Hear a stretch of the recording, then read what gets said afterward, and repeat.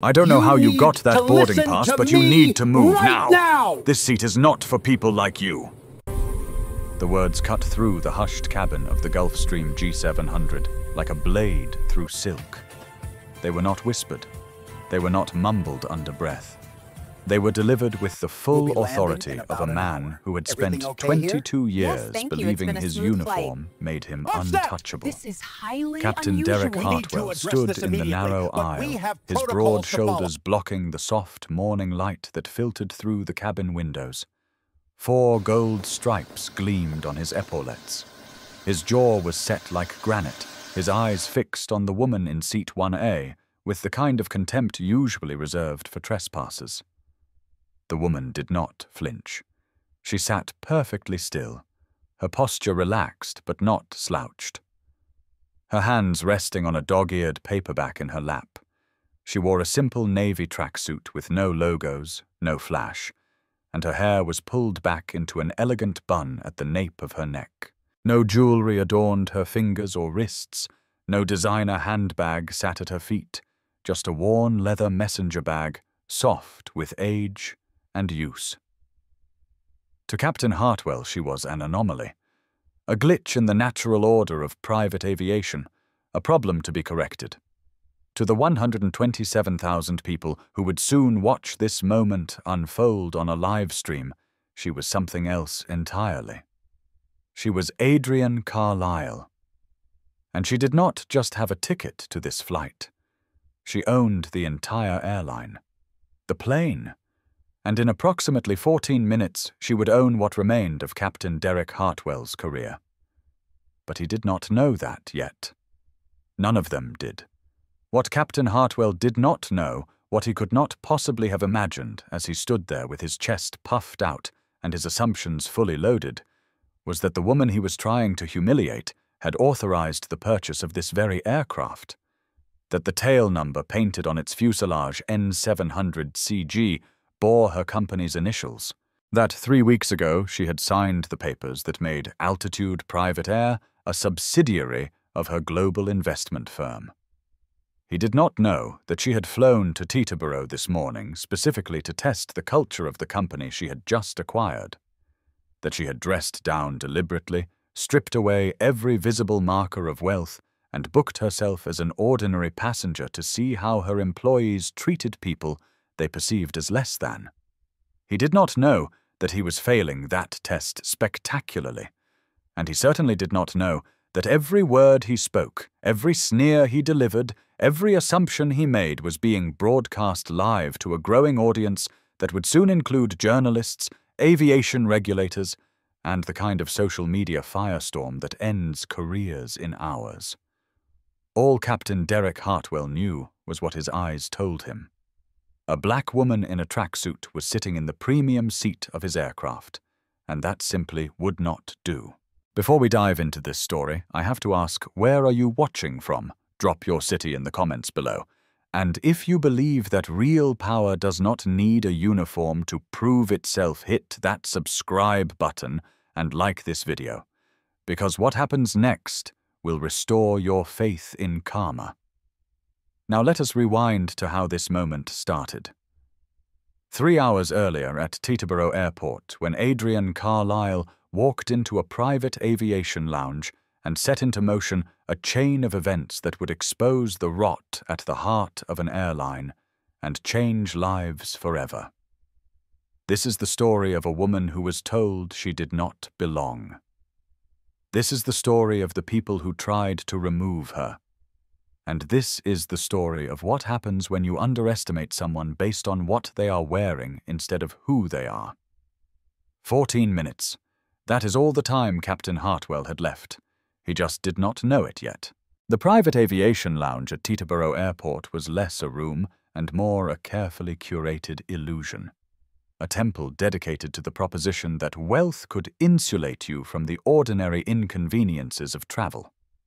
Floor-to-ceiling windows stretched across the eastern wall, offering an unobstructed view of the tarmac, where multi-million-dollar aircraft sat gleaming under the early morning sun. Gulfstreams, Bombardiers, Dassauls. Each one a monument to the kind of success that most people only read about in magazines. The air inside the lounge smelled of dark roast coffee, freshly brewed and served in porcelain cups that probably cost more than a week's groceries for an average family. Subtle floral arrangements dotted the space orchids, mostly their exotic blooms, adding splashes of color to an otherwise muted palette of cream slate and brushed bronze. Leather armchairs were positioned at careful intervals, each one angled to provide privacy while still allowing its occupant to see and be seen. Because that was the real currency in rooms like this. Not just money, but visibility. Status. The silent acknowledgement that you had arrived literally and figuratively. It was 7:15 in the morning, and the lounge held only a handful of passengers waiting for their respective flights. In a plush armchair near the corner, positioned deliberately away from the main seating area, sat a woman who seemed almost designed to be overlooked. Adrienne Carlyle. To the casual observer, and there were several in the lounge that morning, she was unremarkable, perhaps even out of place. She wore no makeup. Her hair, natural and thick, was pulled back into a simple bun. Her outfit was a navy Loro Piana cashmere tracksuit, a set that retailed for more than most people's monthly mortgage payment, but it whispered its expense rather than shouting it. There were no logos, no visible price tags of status. On the floor beside her chair sat not a glittering Birkin bag or a logo-stamped designer suitcase, but a worn leather messenger bag, soft and creased from years of use. It had been with her since her first real business trip 23 years ago. She had never seen a reason to replace it. In her hands was a dog-eared paperback, a dense historical biography of Madam C.J. Walker, the first female self-made millionaire in American history. Adrienne had read it 4 times. She always found new lessons in its pages. She turned a page now, her eyes scanning the familiar words, but her attention was elsewhere. Her ears were tuned to the room around her, the conversations, the interactions, the small moments of human behavior that revealed so much more than any financial report ever could. Because Adrienne Carlyle was not here to relax. She was here to observe. 3 weeks ago, her company, Carlyle Global Holdings, had finalized the acquisition of Altitude Private Air for $312 million. On paper, it was a straightforward deal. Altitude had been bleeding money for 2 years, hemorrhaging clients to competitors, while its stock price circled the drain. The financials were a mess, but fixable. The fleet was solid. The routes were profitable in theory, but the real problem, Adrienne suspected, was not on the balance sheet. It was cultural. For months before the acquisition, her team had been monitoring anonymous complaints on industry forums and social media. Stories of passengers treated differently based on appearance. Flight crews who seemed more interested in impressing wealthy clients than providing consistent service. A culture of gatekeeping where certain staff members had appointed themselves arbiters of who belonged in private aviation and who did not. Adrienne had seen this before. In hotels, in restaurants, in boardrooms across the country. The assumption that wealth looked a certain way, that power wore a certain uniform, that a black woman in simple clothes must be lost confused, or worst of all, an imposter. She had built a $4 billion empire by being underestimated, by walking into rooms where people assumed she was the assistant, the caterer, the cleaning staff, and then signing the checks that paid their salaries. But she had never been content to simply succeed. She wanted to change things, to build companies where no one had to dress up just to be treated with basic respect, where character mattered more than clothing, where the rot of assumption and prejudice was exposed and eliminated root and branch. And so she had initiated what she privately called Project Shadow.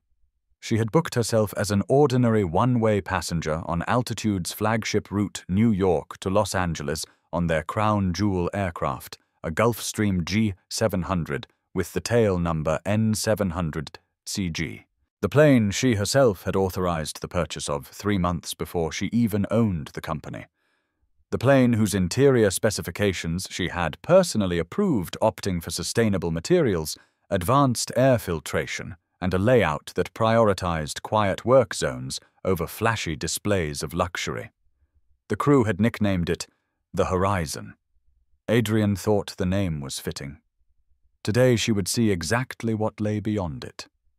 Her goal was simple: to experience the airline as a regular passenger would, to see the rot for herself, to identify who among her new employees lived up to the values she demanded and who did not. She had told no one at altitude about her visit, not the CEO she had retained to manage day-to-day operations, not the board, not the crew assigned to today's flight. Her executive assistant, Tamara Knowles, was the only person who knew her location, and Tamara had been instructed to maintain radio silence unless Adrian initiated contact. This was a test. This, and so far the results were troubling. Across the lounge, Adrian had already identified the other passengers for her flight. A man and woman, both in their late 50s, who radiated the kind of aggressive, ostentatious wealth that she had always found exhausting. The woman wore a cream Chanel suit with diamond bracelets that caught the light every time she gestured, which was often. The man beside her, presumably her husband, had the perpetually worried expression of someone who had spent decades managing his wife's expectations and failing. Adrian discreetly pulled out her phone and typed a note into a locked file: passenger VP female, late 50s. High maintenance, status-driven, aggressive body language toward service staff. Flag for behavioral audit. She saved the note and returned to her book. The first phase of the audit was nearly complete. The real test was about to begin. At exactly 7:25 a.m., the energy in the lounge shifted. Adrian felt it before she saw it, a subtle change in the room's atmosphere, like the barometric pressure dropping before a storm. She did not look up from her book immediately. She had learned long ago that observation was most effective when it appeared accidental. Through her peripheral vision, she watched a man stride into the lounge. He was tall, 6'2", maybe 6'3", with the kind of bearing that suggested he expected the world to make way for him. Silvering hair at his temples added an air of distinguished authority to features that were handsome in a conventional, forgettable way. His jaw could have been carved from granite. His posture was ramrod straight, shoulders back, chin slightly elevated. He wore the dark navy uniform of a commercial pilot, but the 4 gold stripes on his epaulets marked him as something more. A captain. The master of his domain. The unquestioned authority of whatever aircraft he commanded. His name tag, visible as he passed within 10 feet of Adrian's chair, read, Captain Derek Hartwell. Adrian typed another note into her phone, her fingers moving quickly. Captain D. Hartwell. Entered lounge 725. High presence, low approachability. Does not acknowledge service staff or passengers. Observe crew dynamics. She watched as Captain Hartwell walked directly to the service desk at the far end of the lounge. His back remained straight as a board. His eyes never wandered to the passengers he passed. He moved with the practiced efficiency of a man who had performed this routine 1,000 times and saw no need to deviate from it. A young man in a service uniform, early 20s, Hispanic nervous smile, stepped forward with a tray bearing a glass of water. Captain Hartwell. Can I offer you? Hartwell did not break stride. He brushed past the young man as if he were furniture, not even acknowledging the offer with a glance, let alone a word. The service worker's smile faltered. He stepped back, tray still extended rejection written across his face. Adrian's jaw tightened almost imperceptibly. She had seen this before, too. The casual cruelty of people who had forgotten or never learned that every person they encountered was a human being worthy of basic acknowledgement. The way power unchecked calcified into contempt. At the service desk, Hartwell spoke in a low, authoritative tone to the attendant. Adrienne could not hear the words from her position, but she could read the body language. The attendant nodded repeatedly, deferential, almost servile. Hartwell gave a curt nod in return and turned. His eyes swept the lounge. They passed over Adrienne without pausing, without registering, without the slightest flicker of acknowledgement. But they stopped on the couple in the corner, the woman in Chanel with the diamond bracelets and her worried-looking husband. Something shifted in Hartwell's expression. The coldness thawed just slightly. A professional smile appeared, practiced and precise. He approached them. "Miss Pemberton, Mr. Pemberton, good morning. I trust everything is in order for your flight today." The woman. Pemberton apparently looked up from her phone with an expression that somehow managed to be both imperious and pleased. "Captain Hartwell, how lovely. Yes, we are looking forward to it. I trust our seating arrangements have been properly handled." There was something in the way she said "properly handled" that made Adrienne's instincts prickle. A subtext, an expectation. "Of course," Mrs. Pemberton Hartwell replied smoothly. "We will ensure your complete comfort, as always." As always, Mrs. Pemberton repeated her tone, suggesting that always had better mean exactly what she expected it to mean. Hartwell gave a small bow, an actual bow, and retreated toward the exit that led to the tarmac. He still had not looked at Adrienne. He still did not know she existed. Adrienne saved another note. Hartwell shows preferential behavior toward high-status passengers. Dismissive of service staff. Creates visible hierarchy in public spaces. Red flag. She closed her phone and returned to her book. But she was not reading anymore. She was waiting. 5 minutes later, the door to the lounge opened again. This time, the person who entered was neither commanding nor dismissive. She was nervous, visibly, almost painfully nervous, and trying very hard not to show it. Nicole Martinez was 26 years old, with warm brown skin and dark hair pulled back in a regulation bun. Her uniform was the sleek grey of Altitude Private Air's brand, pressed and pristine. Her name tag was perfectly straight. Her shoes were polished to a mirror shine. Everything about her appearance said, "I am trying. I am professional. I belong here." But her eyes told a different story. They darted around the lounge with the barely concealed anxiety of someone who had not quite figured out if she was swimming or drowning. She had been with Altitude for 10 months, long enough to learn the routines, not long enough to feel comfortable with the clientele. Nicole straightened her spine, fixed a bright smile on her face, and stepped forward. "Good morning, passengers for Flight 4441 to Los Angeles. I am Nicole, and I will be your in-flight attendant today. We will be ready to board in approximately 5 minutes." Her voice was clear and professional, but there was a brittleness beneath the brightness, the sound of someone performing competence rather than feeling it. Mrs. Pemberton did not look up from her phone. "Is my seat confirmed? The window with the extra legroom?" "Yes, Mrs. Pemberton. All seating has been pre-confirmed according to the manifest. We are looking forward to having you aboard." Mrs. Pemberton made a sound something between a sniff and a sigh that communicated profound dissatisfaction without using any actual words. "We will see." Nicole's smile flickered but held. "Is there anything I can get you before we board? Water, coffee? I will wait for the good coffee on the plane." "Of course. Please let me know if you need anything." Nicole retreated her smile, still fixed in place, and made her way around the lounge to check on the other passengers. She stopped near Adrienne's chair. "Good morning. Can I get you anything before we board?" Adrienne looked up from her book meeting. Nicole's eyes directly. The young woman seemed startled by the attention, startled Adrienne realized by the simple act of being looked at as a person rather than a servant. "I am fine, thank you, Nicole. Beautiful morning for a flight." Nicole blinked. Her smile, which had been a professional mask, softened into something genuine. "It really is," she said.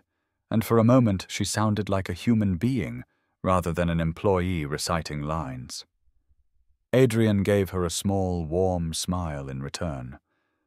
"I am sure it will be a good flight." Nicole nodded, seeming uncertain how to respond to kindness, and moved on. Adrian watched her go. Nicole Martinez, she thought. Remember this one? Because in the quiet moments, in the small interactions that no one else noticed, character revealed itself. And Nicole Martinez, despite her nerves, had character. The question was whether she would have the courage to show it when the pressure came. As Adrian closed her book and prepared to stand, a memory surfaced unbidden but familiar. It rose up from the depths of her past like a whale breaching the surface of a calm sea, demanding attention. She had been trying not to think about Atlanta. She always tried not to think about Atlanta. But rooms like this, one temples of wealth and exclusion, had a way of dragging her back to the day everything changed. 25 years earlier. Atlanta, Georgia, 1999. Adrian Carlisle was 22 years old, fresh out of Howard University, with a degree in finance and a fire in her belly that no amount of rejection could extinguish. She sat in the waiting room of First Regional Bank, a manila folder clutched in her hands. Inside that folder was her future, or so she hoped. A business plan meticulously researched and carefully written. Financial projections, market analysis, everything a bank would need to see before extending a small business loan. She was wearing her best outfit, a sharp navy blazer she had found at a consignment shop, pressed grey slacks and low heels that pinched her feet but made her feel professional. Her hair was straightened and pulled back. Her makeup was subtle and precise. She had rehearsed her pitch 100 times. In the mirror, in the shower, walking to class. She knew her numbers cold. She knew her market. She knew with the unshakable confidence of youth that her idea was good. A small logistics consulting firm specializing in supply chain optimization for regional businesses. Nothing glamorous, nothing revolutionary. Just a solid service that filled a real need. All she needed was $15,000 to get started. Miss Carlisle. She stood smoothing her blazer and followed the receptionist to a corner office. The loan officer was a white man in his 50s with thinning hair and a paunch that strained against his dress shirt. His name was Gerald Hoffman. He had been with the bank for 23 years. His desk was covered with family photos and golf trophies. He did not stand when she entered. He did not offer his hand. He just looked at her blazer and her folder and her carefully applied lipstick, and something shifted in his expression. A closing, a dismissal, a judgment rendered before a single word was spoken. "Have a seat," he said, gesturing to the chair across from his desk. Adrian sat. She placed her folder on her lap. She smiled professionally. "Thank you for meeting with me, Mr. Hoffman. I am here to discuss a small business loan for—" "I have looked over your application," he interrupted, not looking at her. He was shuffling papers on his desk, his attention clearly elsewhere. "I have to be honest with you, Miss Carlisle." He finally looked up. His eyes were flat. "Uninterested. This neighborhood, your background, the numbers just do not support this kind of risk." Adrian felt her stomach drop, but she kept her face neutral. "I would be happy to walk you through the projections, sir. The market research shows—" "I am sure it does." He slid her folder back across the desk without opening it, without even glancing at the cover page. "But we have to be realistic here. This bank has a responsibility to its shareholders. We cannot extend credit to every hopeful who walks through the door." The pause before hopeful was deliberate. The word itself was a replacement for something else, something uglier. Adrian understood. She had understood from the moment she walked in, and he did not stand. What would you suggest? She asked, her voice carefully controlled. Gerald Hoffman leaned back in his chair, folding his hands over his paunch. There is a temp agency down the street. They are always hiring. Good way to build up some savings, get some experience. Maybe in a few years when you have a more established track record, you can try again. He smiled. It was the smile of a man who believed he was being helpful, who believed he was doing her a favor by crushing her dreams before they could disappoint her. Adrienne looked at him for a long moment. She could have argued, could have demanded he review her projections, could have pointed out that her credit score was excellent, that her plan was solid, that she had worked harder to get into this room than he had worked in a decade. But she had learned something in her 22 years. Something her grandmother had taught her back in Detroit when Adrienne was 12 and crying over a teacher who had called her surprisingly articulate. Baby girl, her grandmother had said, some people cannot see past their own blindness.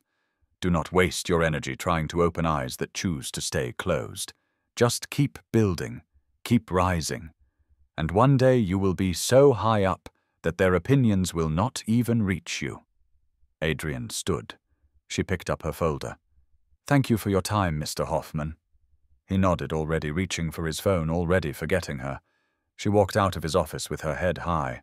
She did not cry until she reached her car. That night, Adrienne drove across town to her grandmother's house, a small brick bungalow that had been in the family for 3 generations. Her grandmother, Eleanor Carlyle, was 78 years old. She had worked as a seamstress for 40 years, then as a cleaning woman for 15 more. She had never made more than $20,000 in a single year of her life. But she had savings. Adrienne had not come to ask for money. She had come for comfort, for the steady reassurance of the woman who had raised her after her parents' accident. But Eleanor had other ideas. How much do you need? She asked after Adrienne had finished explaining what had happened. Grandma, I cannot. How much? 15,000. But Grandma, that is your... I know exactly what it is. Eleanor rose from her chair slowly, her joints protesting, and walked to the bedroom. She returned with a checkbook that looked like it had not been touched in years. This is my life savings, she said, writing out the amount in careful, deliberate strokes. Every extra dollar I had for 50 years, I was saving it for your education, but Howard gave you that scholarship, so I kept saving. Did not know what for. Now I do. Grandma, listen to me, baby girl.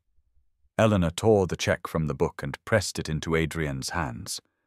That man at the bank. He is going to live his whole life in that little office, making little decisions, feeling like a big man because he gets to say no to people with dreams. That is his ceiling. That is as high as he will ever climb. She cupped Adrienne's face in her weathered hands. But you do not have a ceiling. You have got wings. And one day, baby girl, you are going to fly so high that when you look down, you will not even be able to see men like Gerald Hoffman. They will just be specks. Dust. Nothing. Adrienne's tears were falling freely now, but she was smiling. What if I fail? Then you fail. And you try again. And you keep trying until you do not fail anymore. That is what we do. That is what we have always done. Adrienne did not fail. She started her company from her apartment working 18-hour days, living on ramen and determination. Within 3 years, she had 10 employees. Within 5, she had 50.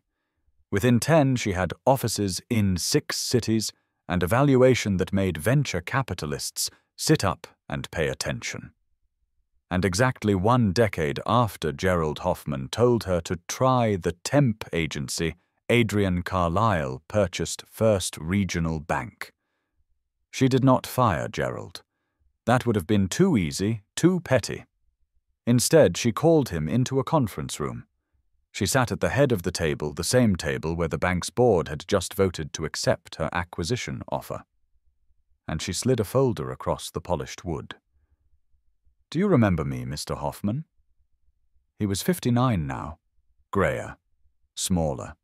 His paunch had grown. His confidence had not. He looked at her face, then at the folder, then back at her face. The color drained from his cheeks. 10 years ago, you told me I should try the temp agency down the street. You told me this bank could not take a risk on someone with my background. She opened the folder. Inside was her original business plan, the one he had never bothered to read, and the acquisition documents he had just signed. I want you to know that I am not firing you. I believe in second chances, but I am restructuring your role. You will be working in our community lending division, helping first-generation entrepreneurs access the capital they need to build their dreams. She stood. Consider it an opportunity to learn something, to grow. Maybe in a few years you will have a more established track record in treating people with dignity. She walked out of the room without looking back. Gerald Hoffman retired 6 months later. Now, 25 years after that day in Atlanta, Adrienne Carlisle was worth $4.2 billion. She had built an empire that spanned real estate, technology, media, and aviation. She had graced the covers of Forbes and Fortune. She had shaken hands with presidents and prime ministers, but she still carried that worn leather messenger bag. She still read about Madam C.J. Walker, and she still remembered what it felt like to be dismissed before anyone bothered to learn her name. Some lessons you never forgot, some lessons you used to change the world. Adrienne stood stretching her back and prepared to board her aircraft. The real test was about to begin. The tarmac at Teterboro was sharp with the smell of jet fuel and ambition. Adrienne followed the other passengers out of the lounge and into the morning air, her worn messenger bag slung over one shoulder.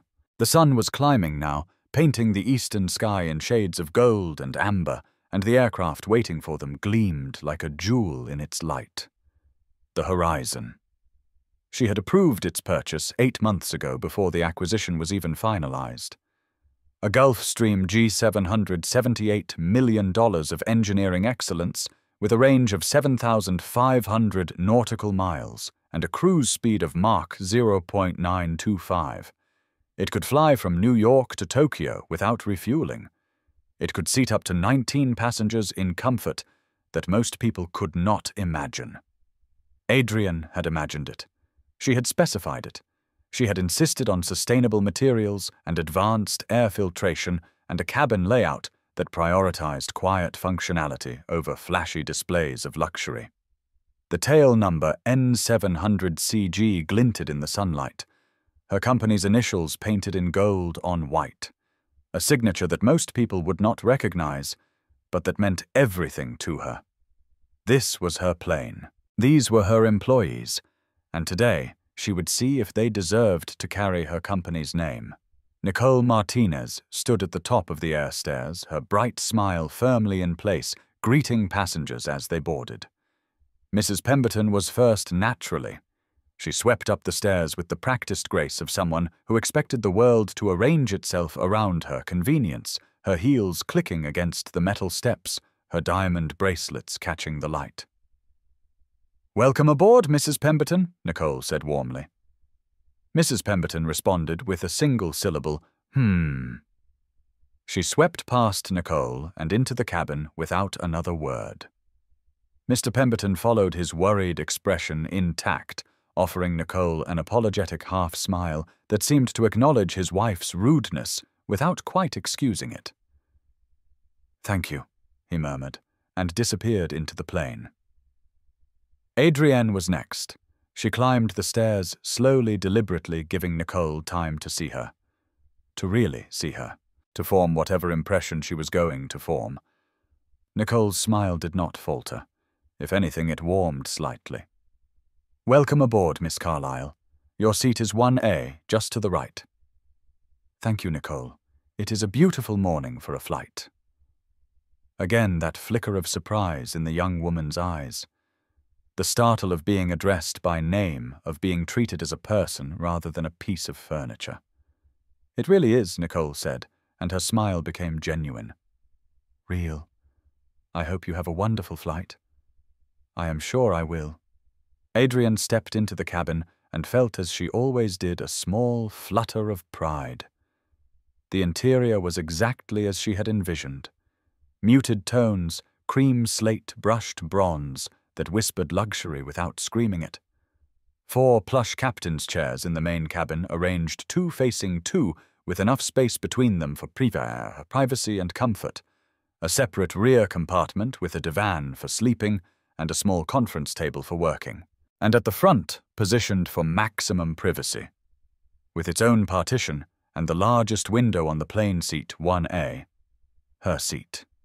The one she had specifically requested when she had her executive assistant book her under her own name, without any titles or corporate identifiers.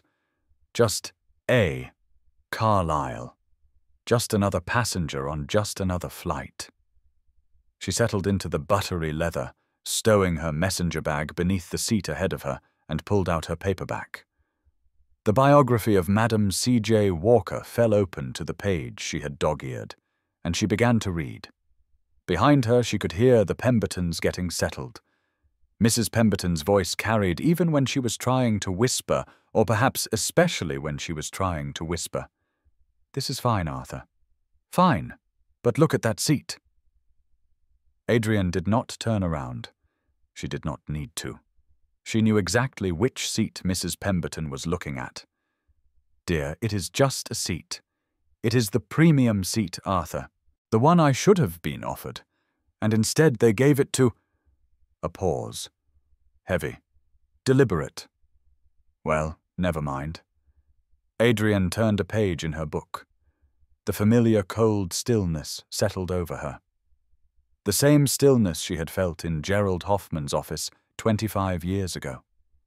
The same stillness she had felt in 1,000 rooms since when people looked at her and saw only what they expected to see. She had learned to welcome that stillness. It meant the test had begun. The cabin of the Gulfstream G700 was a marvel of modern engineering, a pressurized cocoon of luxury designed to insulate its occupants from the minor inconveniences of hurtling through the atmosphere at 600 miles per hour.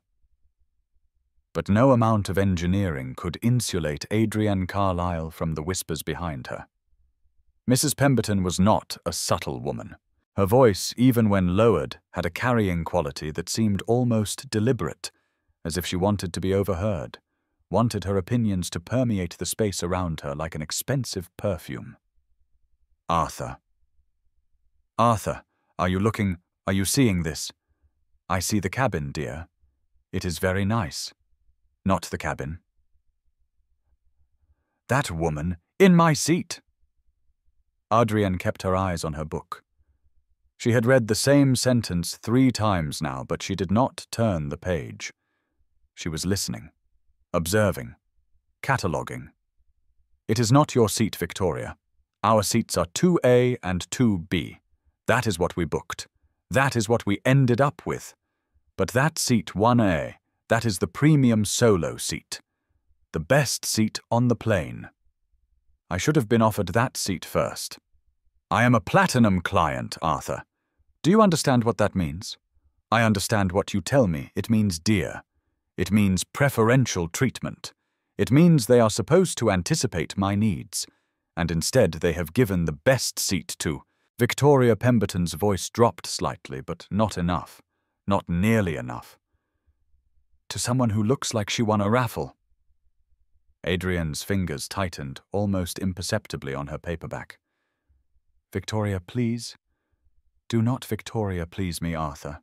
Look at her. A tracksuit. No jewelry. That bag looks like something from a thrift store.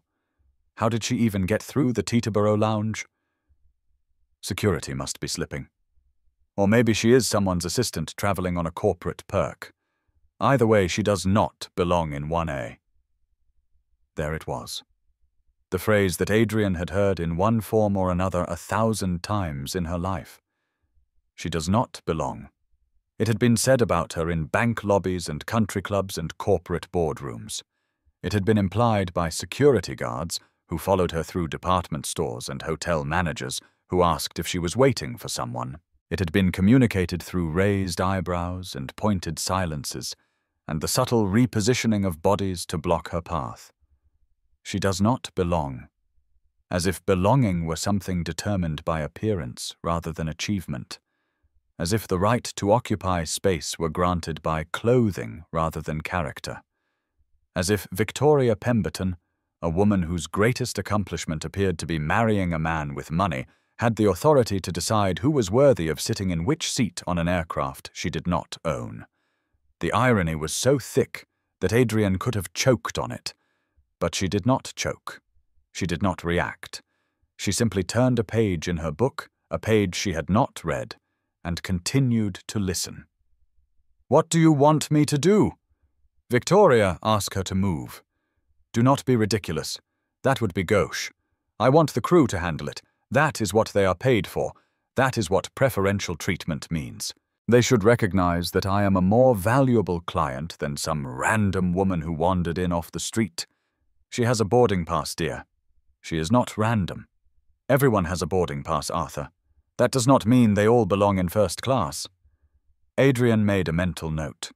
Later, when this was over, she would review the client records for Victoria and Arthur Pemberton. She would examine their booking history, their complaints, their interactions with staff. She would determine exactly how platinum their status really was, and whether it justified the attitude that Victoria seemed to believe it entitled her to. But that was for later. Right now, she had a role to play, a test to conduct. She continued to read her book. The tension in the cabin was building like pressure in a sealed container. Victoria Pemberton shifted in her seat, her diamond bracelets clicking against the armrest. She was staring at the back of Adrienne's head with an intensity that should have been uncomfortable, would have been uncomfortable for anyone who did not have Adrienne's years of practice in ignoring contempt. "I am going to say something," Victoria announced. "Please do not." Arthur murmured. "Someone has to. This is unacceptable. We pay a premium for this service. We deserve to be treated accordingly. We are being treated accordingly. We have seats. We are on the plane. What more do you want? I want what I am entitled to." "Arthur, is that so difficult to understand?" Adrienne turned another page. The book in her hands was becoming a prop at this point, a shield to hide behind, while she absorbed every word, every tone, every nuance of the conversation happening behind her. She had learned long ago that people revealed their true selves when they thought no one important was listening. Victoria Pemberton clearly thought no one important was listening. She was wrong. "Fine," Victoria said. Finally, her voice sharp with decision. "If you will not do anything, I will."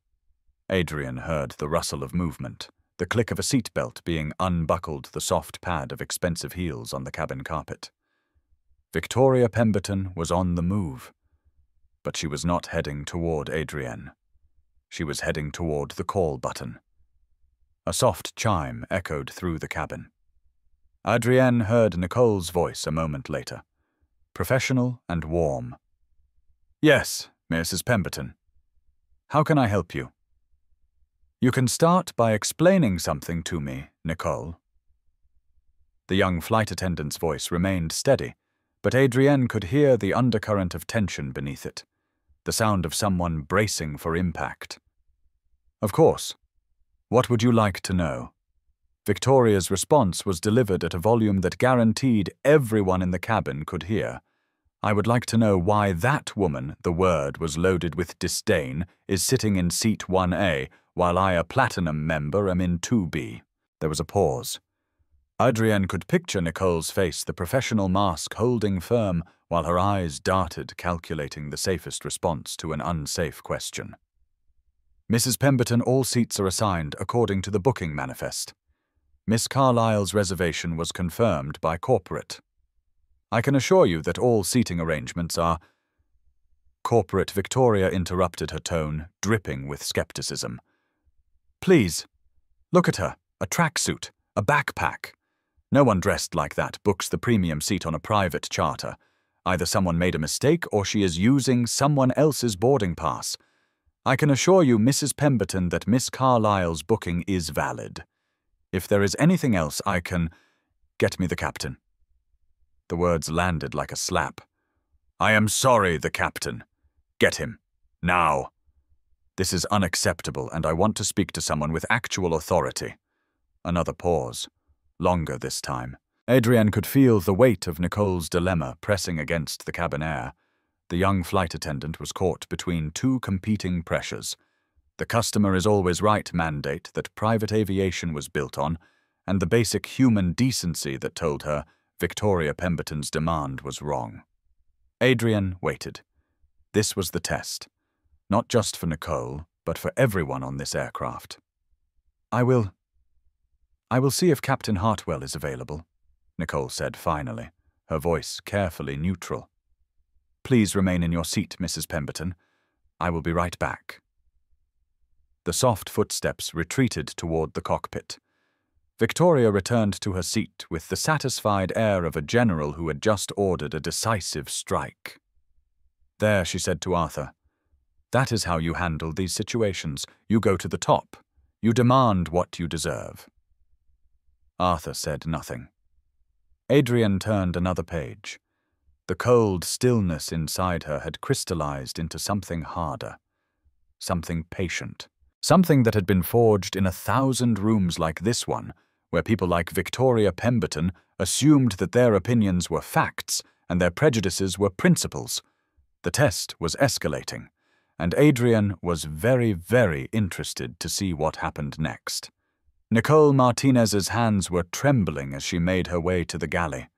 She had been working in private aviation for 10 months, long enough to learn the rhythms of the job, the expectations of the clientele, the unspoken rules that governed interactions between crew and passengers. She had dealt with demanding clients before, unreasonable requests, last-minute changes, the casual assumption that because they were paying a premium, the laws of physics and common courtesy should bend to their will. But this was different. This was not a client asking for a better champagne or complaining about the temperature. This was a client demanding that another passenger be questioned, be challenged, because of how she looked. Nicole had seen the woman in 1A. Miss Carlyle, according to the manifest. She had seemed perfectly pleasant, polite. She had addressed Nicole by name, which happened so rarely that it stood out like a beacon in the fog of routine interactions. She had looked normal, comfortable, like someone who knew exactly where she was supposed to be, and felt no need to prove it. But Victoria Pemberton had looked at that same woman and seen something else entirely, something threatening, something wrong. Nicole knew what that something was. She had grown up in El Paso, Texas, the daughter of Mexican immigrants who had spent their lives being looked at like something wrong, who had been questioned at borders and followed in stores and told to go back where they came from by people who could not see past the color of their skin. She knew that look. She knew what it meant. And she knew that what Mrs. Pemberton was asking her to do was wrong. But she also knew that her job was to serve the passengers, to keep them happy, to avoid confrontation, de-escalate tension, and make sure everyone had a pleasant flight experience. And Mrs. Pemberton had asked for the captain. Nicole's hands were still trembling as she knocked softly on the cockpit door. Captain Derek Hartwell looked up from his pre-flight checklist with an expression of mild irritation. "What is it?" Nicole swallowed. Her mouth was dry. "Captain Mrs. Pemberton would like to speak with you. She has concerns about the seating arrangements." Hartwell's eyebrows rose slightly. "Seating arrangements? What kind of concerns she is?" "She is unhappy that another passenger is in seat 1A. She feels that as a platinum member she should have been offered that seat first." Something shifted in Hartwell's expression. A flicker of interest, where there had been only annoyance. "Who is in 1A? A Miss Carlyle, sir. Her booking came through corporate." "Corporate?" Hartwell frowned. What does that mean? I am not sure, sir. It just shows as a corporate booking in the system. No additional details. Hartwell was silent for a moment, processing. Then he unbuckled his harness and stood straightening his uniform with practiced precision. "I will handle this," he said. "Stay here and finish the pre-flight with Shaw." "Sir, I said I will handle it, Martinez." Nicole stepped aside as Hartwell brushed past her his shoulder, nearly clipping hers in the narrow doorway. He did not apologize. He did not acknowledge the contact at all. She watched him stride into the cabin, his bearing ramrod straight, his expression set in the confident lines of a man who believed he was about to solve a problem. Her stomach twisted. She should say something. Should tell him that the booking was valid, that Miss Carlyle had every right to her seat, that this whole situation felt wrong in a way she could not quite articulate. But she was a junior attendant, 10 months on the job. No authority, no leverage, no voice that anyone in this company would listen to. So she stayed silent, and she watched and she prayed that Captain Hartwell would handle things better than she feared he would. In the cabin, Victoria Pemberton's face lit up as she saw the captain approach. "Captain Hartwell, thank you for coming. I knew you would understand." Hartwell stopped beside her seat, his back to Adrienne, his full attention focused on the Pembertons. "Mrs. Pemberton, I understand there is a concern about seating." "There certainly is." Victoria's voice dropped to what she probably imagined was a confidential whisper, but which carried clearly through the quiet cabin. "That woman in 1A, she does not seem like someone who belongs in the premium seat, if you understand my meaning." Hartwell nodded slowly. "I understand completely, Mrs. Pemberton." He turned, and for the first time, Captain Derek Hartwell looked directly at Adrienne Carlyle. His eyes traveled over her tracksuit, her simple bun, her worn messenger bag, her dog-eared paperback. He took in every detail, cataloguing them, weighing them against some internal standard of what a premium passenger should look like. Adrienne looked up from her book and met his gaze. She did not smile. She did not frown. She simply looked at him with the calm, steady patience of someone who had been looked at this way 1,000 times before. Something flickered in Hartwell's expression. Surprise, perhaps, at her composure, or uncertainty at the lack of deference in her eyes, or maybe just the recalibration of a man adjusting his assumptions in real time, fitting the woman in front of him into a narrative that made sense to his worldview. He straightened his shoulders. "I will handle this," he said, loud enough for Victoria to hear. He stepped forward, positioning himself in the aisle beside seat 1A, and looked down at Adrienne with an expression of professional concern that did not quite reach his eyes. "Excuse me." Miss Adrienne lowered her book. "Yes, there seems to be a seating discrepancy. May I see your boarding pass?" Adrienne reached into her messenger bag with the same unhurried calm that had defined every moment of this morning. She pulled out her boarding pass, a simple piece of paper printed on standard stock with no special markings or VIP indicators, and handed it to Captain Hartwell. He took it with 2 fingers, holding it at arm's length, as if he expected it to confess something incriminating. Seat 1A, Carlisle A. Flight 441. Teb to LAX, altitude private air. His brow furrowed. The pass was legitimate. The seat assignment was clear. There was no mistake, no fraud, no clerical error to latch onto. But Captain Derek Hartwell had spent 22 years in the cockpit. He had flown titans of industry and Hollywood celebrities and politicians, whose names appeared in history books. He knew what a premium passenger looked like. And this woman did not fit the profile. "Miss Carlyle," he said slowly, turning the name over in his mouth like an unfamiliar taste. "This booking shows as a corporate reservation. Can you tell me who arranged your travel?" Adrienne's expression remained neutral. "My travel was arranged through my office. Is there a problem with my seat?" "Not with the seat itself, no. but we have had some concerns raised about the seating arrangement.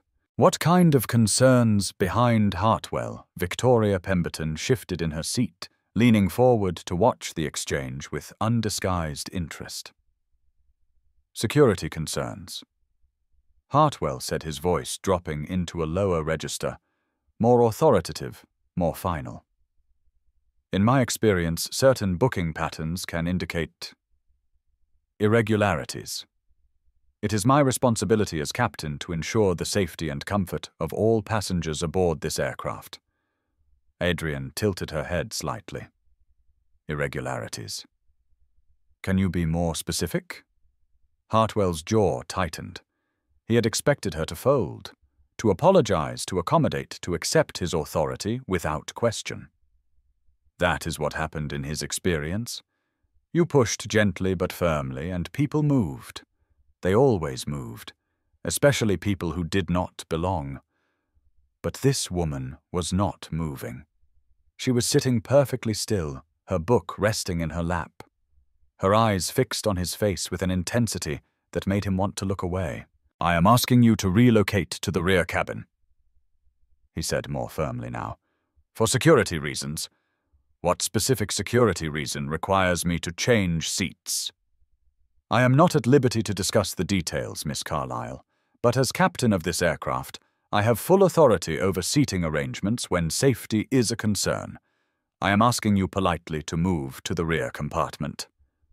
Adrienne was silent for a long moment. When she spoke, her voice was calm, measured, and utterly implacable. My boarding pass says 1A. I paid for 1A. I am not moving. The temperature in the cabin dropped several degrees. Victoria Pemberton made a sound of indignation, a sharp intake of breath, a rustling of silk as she sat up straighter. Captain, are you going to allow this?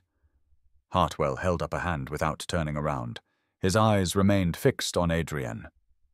Miss Carlyle, I do not think you understand the situation. I am the captain of this aircraft. My word is law once those doors close. If I determine that a passenger poses a safety concern, I have the authority and the responsibility to act. And what safety concern do I pose specifically? That is not something I can discuss publicly, because there is not one. You are fabricating a security issue to justify moving me because Mrs. Pemberton complained about my appearance. Hartwell's face flushed red. Behind him, Victoria Pemberton's voice cut through the silence like a blade. How dare you? Captain, this is exactly what I was talking about. This attitude. This entitlement. She waltzes onto a private aircraft dressed like she is going to a gym and then refuses to cooperate with basic security protocols. This is exactly why standards are slipping in this industry. Adrienne did not look at Victoria. Her eyes remained on Hartwell. Is that what this is about? My clothing. This is about security, Hartwell repeated, but his voice had lost some of its certainty. You keep saying that word. Security. But you have not identified a single specific concern. You have looked at my tracksuit and my bag, and you have made an assumption. That is not security. That is profiling. The word hung in the air between them. Profiling. It was a word with weight, a word with consequences, a word that if spoken loudly enough and often enough could end careers and trigger investigations and bring entire companies to their knees. Hartwell knew this, and for a brief moment, a flicker of hesitation that passed across his face like a cloud across the sun, he seemed to reconsider. But Victoria Pemberton was watching. The Pembertons were platinum clients. They represented exactly the kind of passenger that Altitude Private Air was built to serve, wealthy, connected, demanding. If he backed down now, if he let some woman in a tracksuit defy his authority, what would that say about him, about the airline, about the natural order of things? His spine stiffened, his jaw set. Miss Carlyle, I have been flying these jets for 22 years. I know exactly who belongs in the premium cabin and who does not. He leaned closer. his voice dropping to a low, hard tone that was meant to intimidate. "And frankly, you do not fit the profile." Adrian's expression did not change. "And what profile is that?"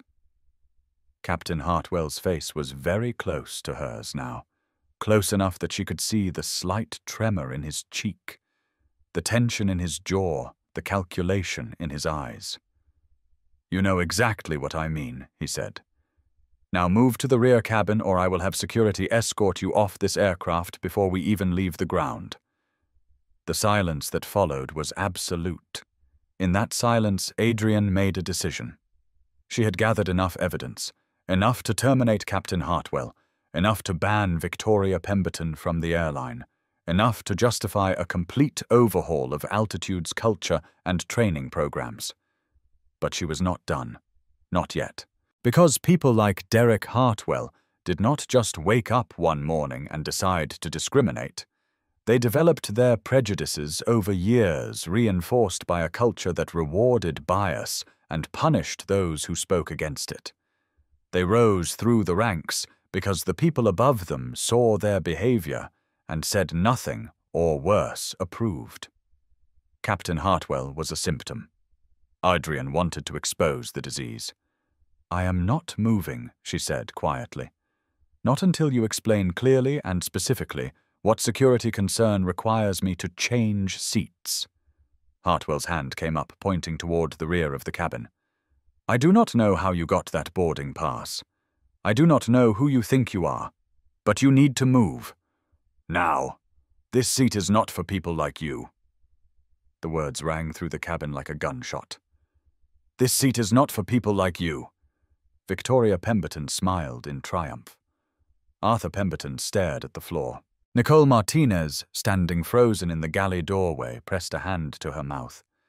And Adrian Carlyle sat perfectly still, absorbing the impact of words that should have hurt, that would have hurt once long ago, and felt only the cold, crystalline clarity of certainty.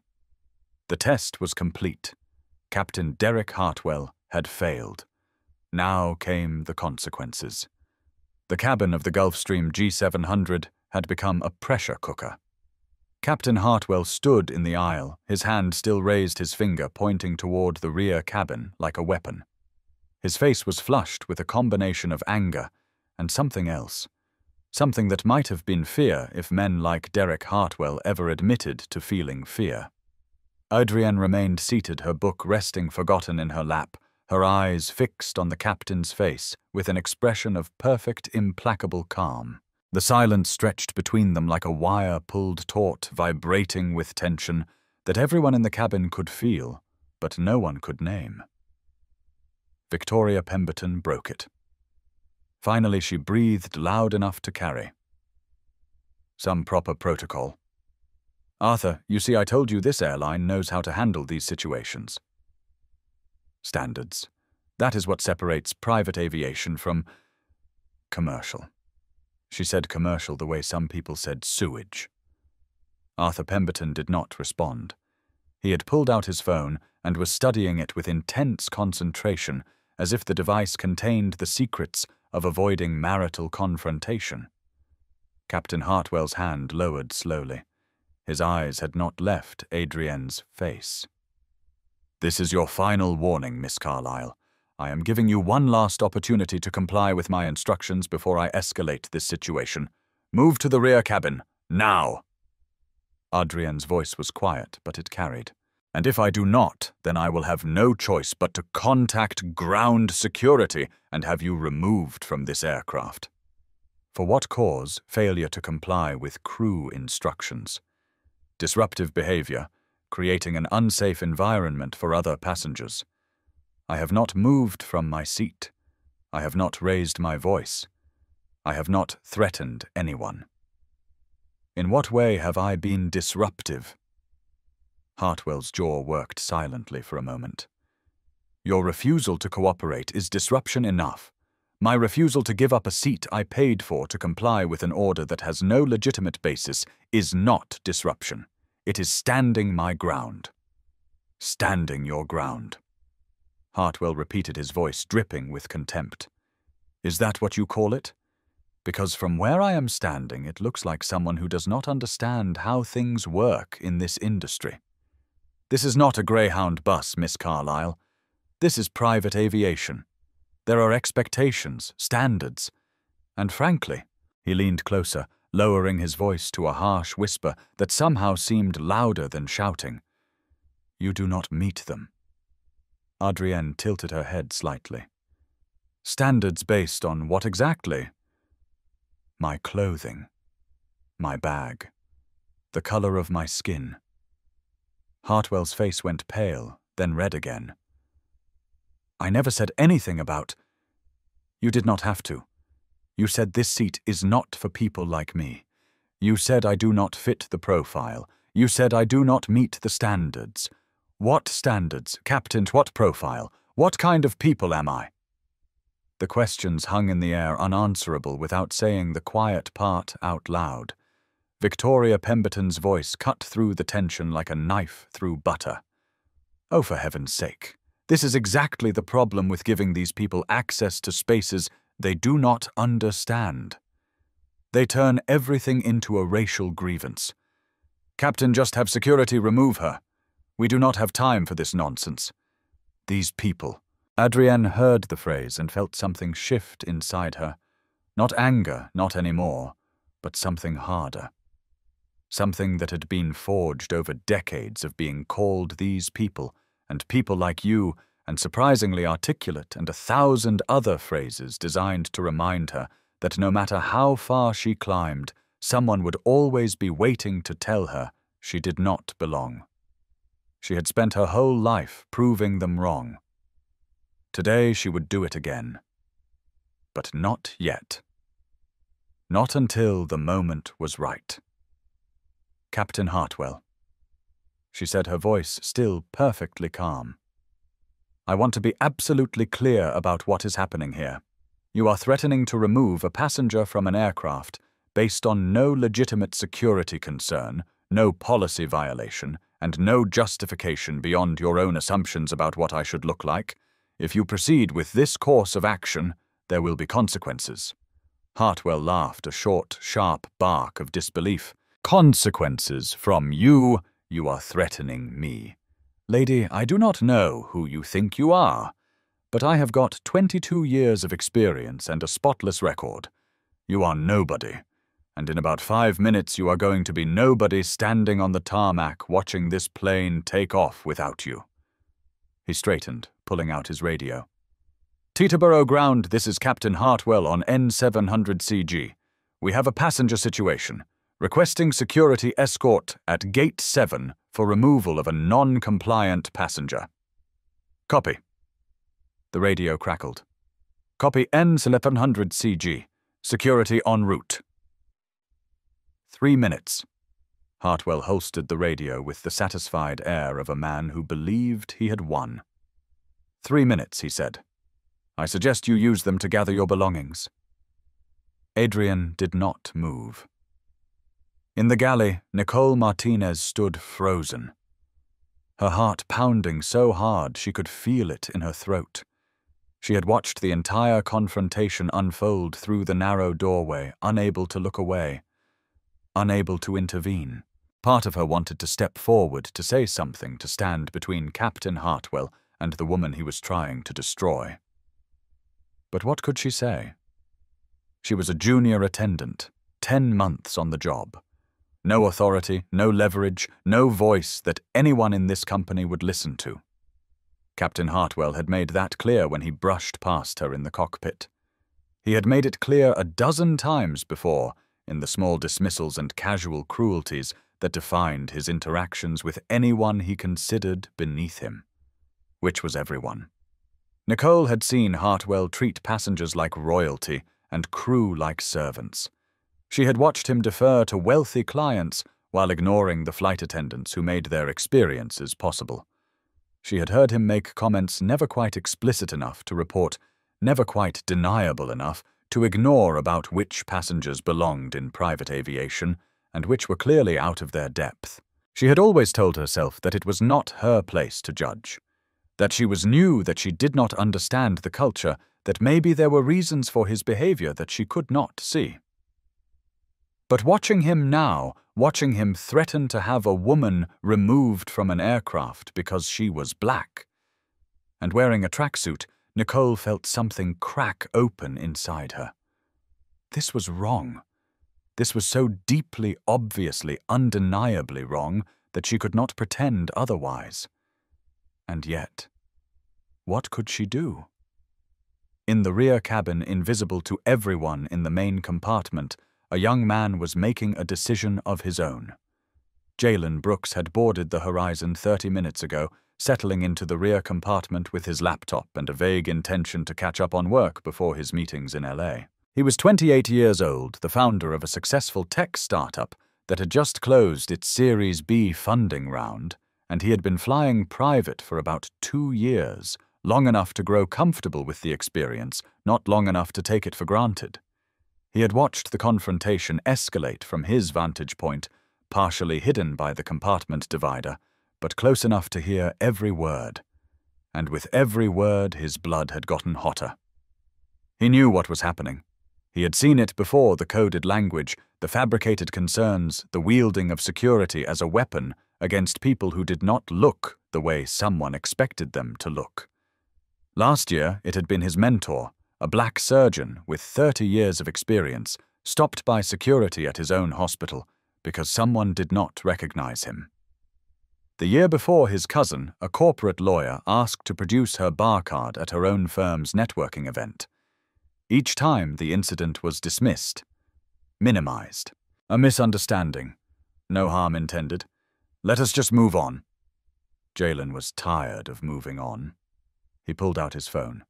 His Instagram account had 850,000 followers, tech enthusiasts mostly, but also people who followed him for his commentary on what it meant to be young and black and successful in an industry that did not always welcome people who looked like him. He positioned the phone carefully on the armrest, angling it toward the main cabin, where Captain Hartwell stood with his radio holstered and his chest puffed out like a rooster. His thumb hovered over the live button. This could cost him relationships, partnerships. There were people in his network who would see this video and distance themselves, who would call him divisive or confrontational, or the worst insult of all, in corporate America, unprofessional. But there was a woman in that cabin who was about to be humiliated for no reason other than the color of her skin and the clothes on her back. And Jalen Brooks was done being quiet. He pressed the button. In the main cabin, Adrienne remained motionless in her seat. She could hear the distant sound of movement outside the aircraft. The security team approaching, no doubt summoned by Hartwell's radio call. In a few minutes, men in uniforms would board this plane and attempt to remove her. They would fail. But the attempt itself, the public spectacle of a black woman being escorted off a private jet by security, would be devastating enough. It did not matter that she owned the airline. It did not matter that she had every right to be exactly where she was. The image would spread. The narrative would form. Another black woman causing trouble being handled by the appropriate authorities. Adrienne understood how these things worked. She also understood how to turn them around. Her hand moved to her messenger bag, her fingers closing around her phone. She had been waiting for the right moment, the moment when the evidence was irrefutable, when the behavior was undeniable, when even the most creative spin doctor could not explain away what had happened. That moment was approaching. But first, she needed one more thing. She looked up at Captain Hartwell, who was standing in the aisle with his arms crossed, the posture of a man waiting for victory. "Captain," she said, "before security arrives, I want to give you one last opportunity to reconsider." Hartwell snorted. "Reconsider, lady. The only thing I am reconsidering is why I did not call security sooner. I am asking you to think about what you are doing, about what you have said, about the consequences that will follow if you continue down this path." Consequences. Hartwell's voice dripped with contempt. "The only consequences here are for you. refusing crew instructions, creating a disturbance. You will be lucky if we do not press charges. I am not creating a disturbance. I am sitting in my seat. The only person raising their voice is you, because you will not listen. You will not comply.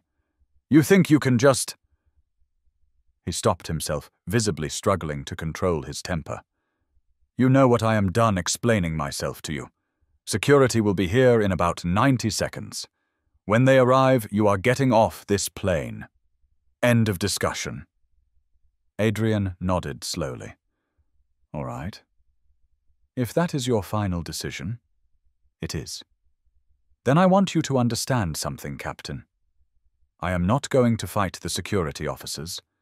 I am not going to create a scene. I am going to let them escort me off this aircraft, just as you have instructed.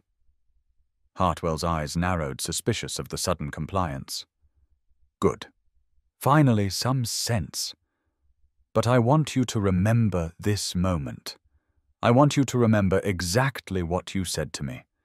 I want you to remember that you were given multiple opportunities to stop, to reconsider, to treat me like a human being, with rights and dignity. And I want you to remember that you chose not to. She held his gaze. Because in about 10 minutes, you are going to wish you had made a different choice. And by then, it will be too late. Hartwell laughed a short, ugly sound. 10 minutes, lady, in 10 minutes you are going to be standing on the tarmac explaining to airport security why you thought you could defy a captain's direct order. And I am going to be 30,000 feet in the air, not thinking about you at all. Adrian smiled. It was the first time she had smiled since boarding the aircraft. A small, quiet smile that did not reach her eyes. We will see. The aircraft door opened. 2 security officers stepped aboard, both men, both in their 40s, both wearing the badges and uniforms of Teterboro Airport security. The first one, a Hispanic man with a weathered face and cautious eyes, surveyed the cabin. His gaze moved from Hartwell to Adrian, to the Pembertons, to the rear cabin, where he clocked Jalen Brooks with his phone clearly positioned. His expression flickered with something recognition. Concern. It was hard to tell. His name tag read, Officer D. Torres. Captain Hartwell. You called for assistance. Hartwell straightened, squaring his shoulders. Officer Torres. Yes, this passenger, he gestured toward Adrian, is refusing to comply with crew instructions. She has been confrontational and disruptive. I need her removed from the aircraft. Officer Torres looked at Adrian. Can you tell me what is happening here? Adrian's voice was calm and clear. Certainly. I am a passenger with a confirmed booking in seat 1A. The captain asked me to move to the rear cabin for what he called security reasons. I asked what specific security concern applied to me. He could not provide one. I believe I am being asked to move because another passenger complained about my appearance. Torres looked at Hartwell. Captain, what specific security concern are we dealing with? Hartwell's jaw tightened. It is a judgment call, officer. 22 years of experience. Sometimes you just know. Know what exactly? That certain passengers do not belong in certain seats. Use your eyes, officer. Does she look like someone who should be in the premium cabin? Torres was silent for a moment. I see. And what makes you believe this passenger does not belong in her assigned seat? Hartwell's face reddened. Look at her. Does she look like she belongs in the premium cabin of a private jet? The tracksuit, the bag. Use your eyes, officer. Torres turned back to Adrienne. Do you have your boarding pass? Captain Hartwell already examined it. It shows seat 1A. A. Carlyle. Torres extended his hand. May I see it anyway? Adrienne handed him the pass. He studied it for a moment, then handed it back. Everything appears to be in order. Legally, I cannot remove you from this aircraft. Your documentation is valid. No crime has been committed. He turned to face Hartwell. Captain, if there is a specific, articulable security concern, something concrete, something actionable, I am happy to assist. But she does not look like she belongs, is not a security concern. It is an opinion. And opinions are not grounds for removal. Hartwell's face went from red to purple. This is my aircraft. I am the captain. My authority is... Your authority ends where discrimination begins, Captain. The words landed like stones in still water. I suggest you reconsider your next move, because right now, based on what I have observed, the only person disrupting this flight is you. Torres reached into his pocket and pulled out a business card. He handed it to Adrian. If you need a witness statement for any future proceedings, call me. Then he turned and walked off the aircraft, his partner following close behind. The cabin was silent. Captain Hartwell stood frozen in the aisle, his hand still raised, his mouth opening and closing like a fish pulled from water. Victoria Pemberton's voice cut through the silence. Unbelievable. Arthur, did you see that? That officer, that security officer, just took her side. Over a captain. Over us. This is exactly what is wrong with this country. No standards. No respect for the proper order of things. Adrian looked at Captain Hartwell. Still want to try to remove me?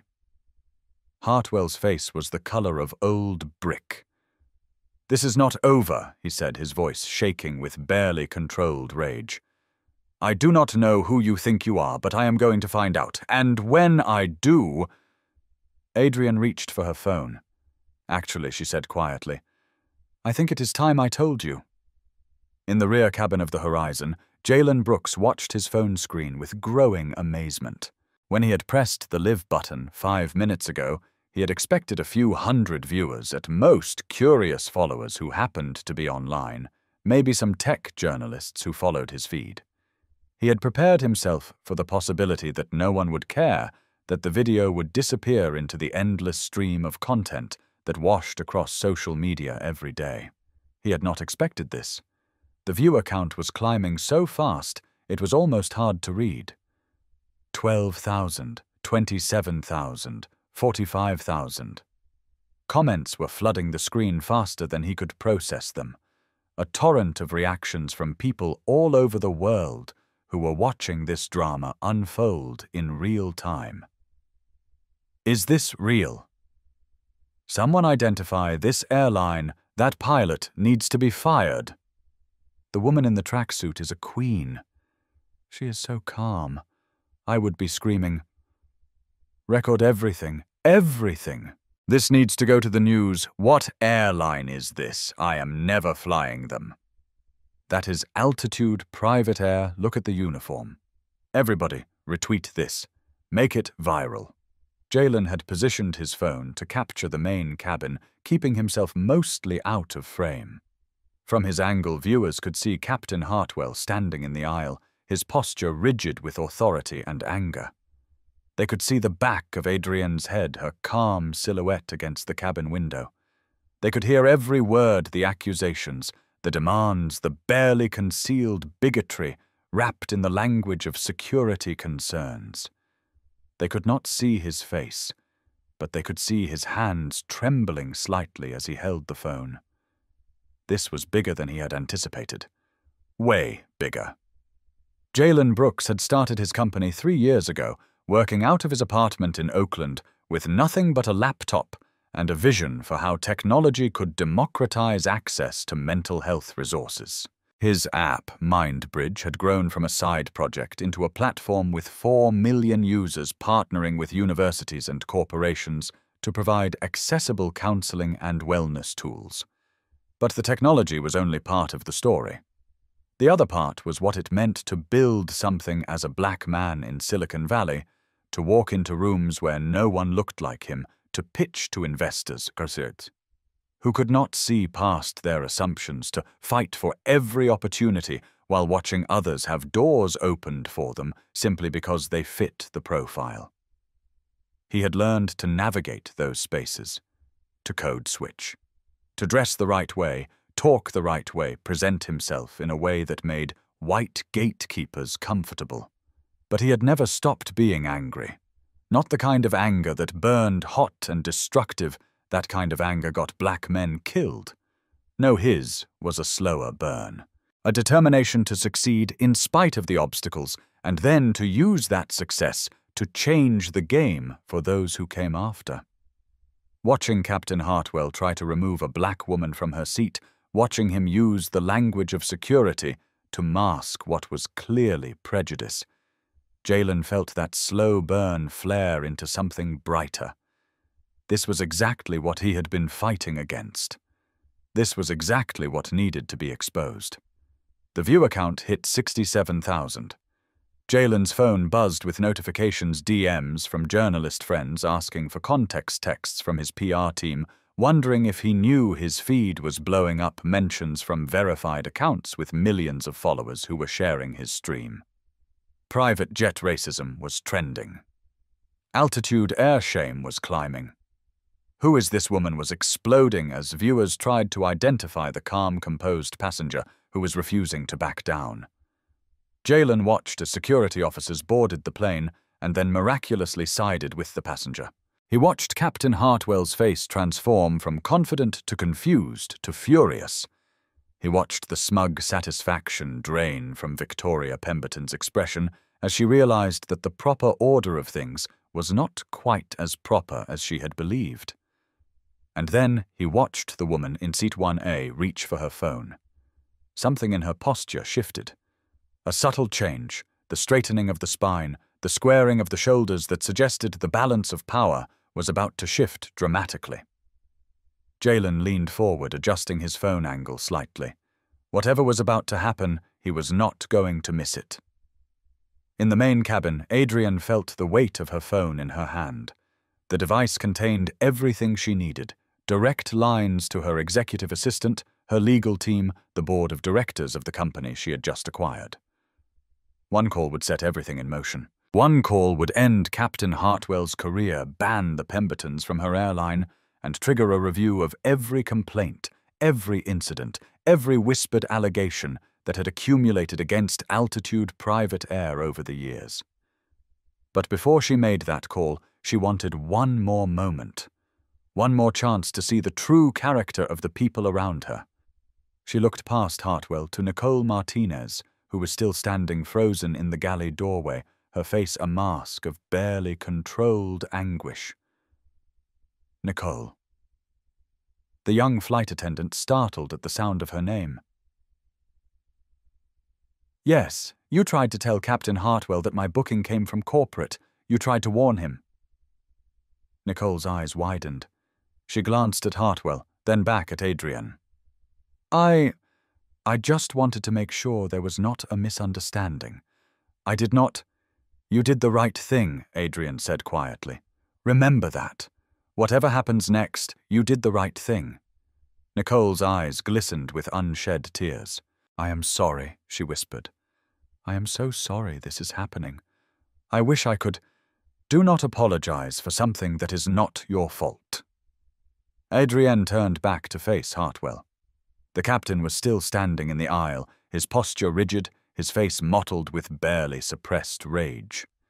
Behind him, Victoria Pemberton had her phone out, furiously typing something, probably a complaint to whatever customer service address she could find, demanding retribution for the indignity of not getting her way. Captain Hartwell Adrian said, You have had multiple opportunities to stop this. Multiple chances to treat me with basic human dignity.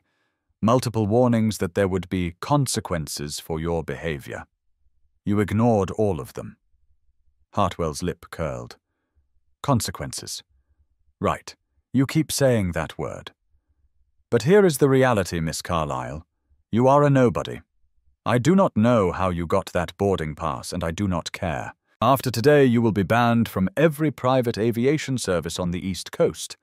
I will make sure of it personally. He crossed his arms. So go ahead. Make your phone call. File your complaint. Do whatever makes you feel better.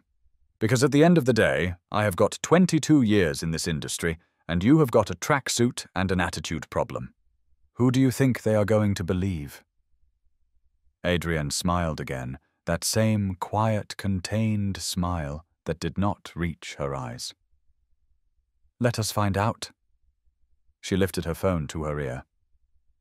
"Tamara, it is me." Adrian's voice was calm, measured, utterly composed. She might have been ordering lunch or confirming a meeting time. Nothing in her tone suggested that she was sitting in a cabin, thick with tension, surrounded by people who had spent the last 15 minutes trying to humiliate her. "Execute Protocol Shadow. Full authorization. I want Robert Ashford on this line in 60 seconds. On the other end of the phone, 3 blocks from Teterboro Airport, in a sleek corporate office, Tamara Knowles did not miss a beat. "Already ahead of you. Corporate security is monitoring the live stream. We are at 127,000 viewers and climbing. Legal is standing by. Robert is connecting now." Adrian's eyes never left Captain Hartwell's face. The live stream, a passenger in the rear cabin, went live about 8 minutes ago. It is everywhere. Twitter, Instagram, TikTok, everywhere. The hashtags are trending nationally. Adrian processed this information with a slight nod. She had expected witnesses. She had hoped for documentation. But a live stream with over 100,000 viewers was better than she could have planned. "Is Robert connected, putting him through now?" There was a brief click, and then a new voice joined the call. Robert Ashford, the former CEO of Altitude Private Air, who had stayed on after the acquisition to manage day-to-day operations. "Miss Carlyle." His voice was strained with barely controlled panic. "I am watching the feed. I do not have words. I am so deeply sorry. Whatever you need, whatever you want done." "Robert, I need you to listen carefully. Captain Derek Hartwell has attempted to remove me from Seat 1A, citing fabricated security concerns. He has made explicit statements suggesting I do not belong based on my appearance. This has been witnessed by crew passengers and approximately 130,000 internet viewers. Are you prepared to act?" "Absolutely." "What are your instructions?"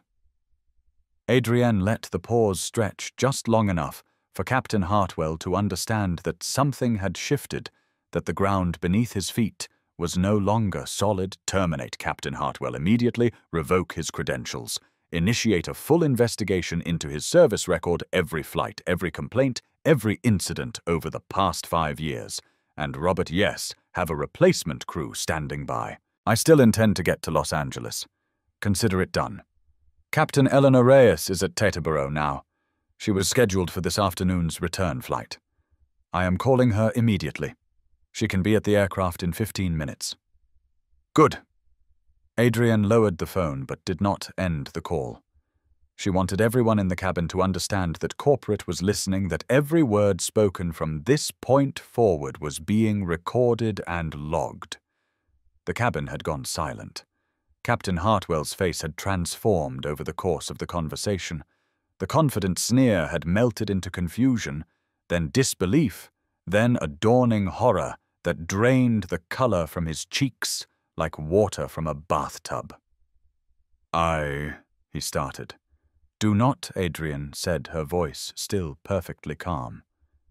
"Do not say another word." Victoria Pemberton was staring at her phone, her fingers frozen mid-type, her face a mask of incomprehension.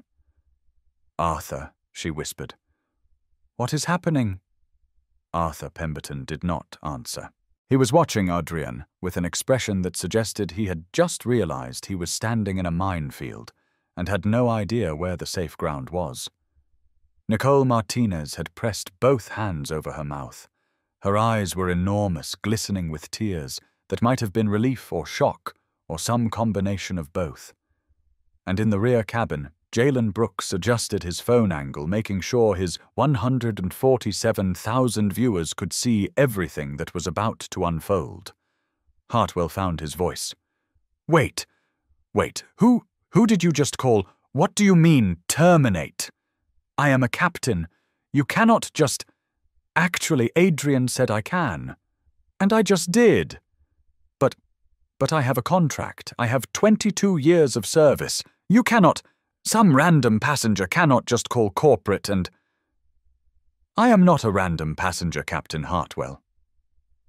Adrian stood up slowly, unfolding from seat 1A, with a grace that seemed to change the very geometry of the cabin.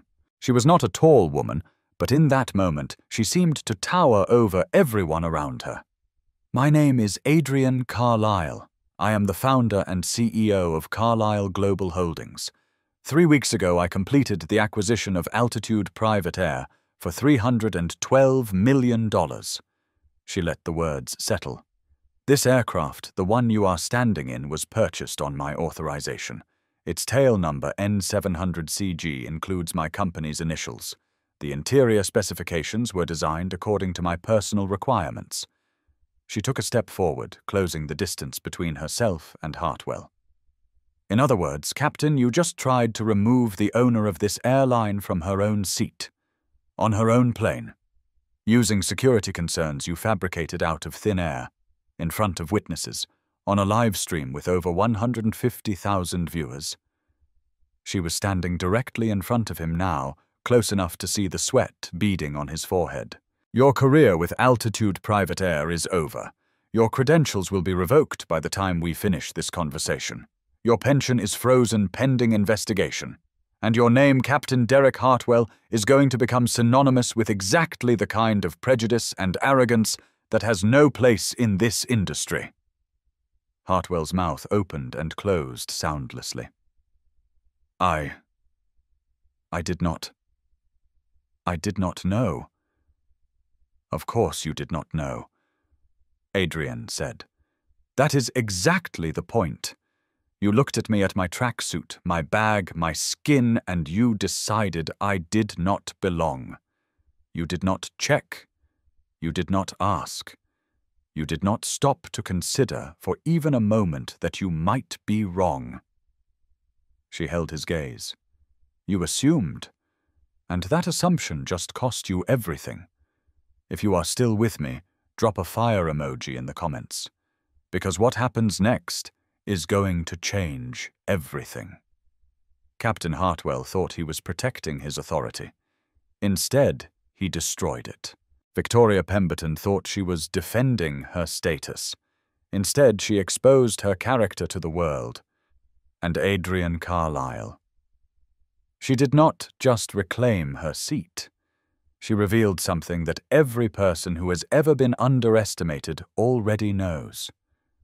True power does not announce itself. It does not need a uniform or a title or a designer label. It reveals itself when the moment is right. The plane is in the air now.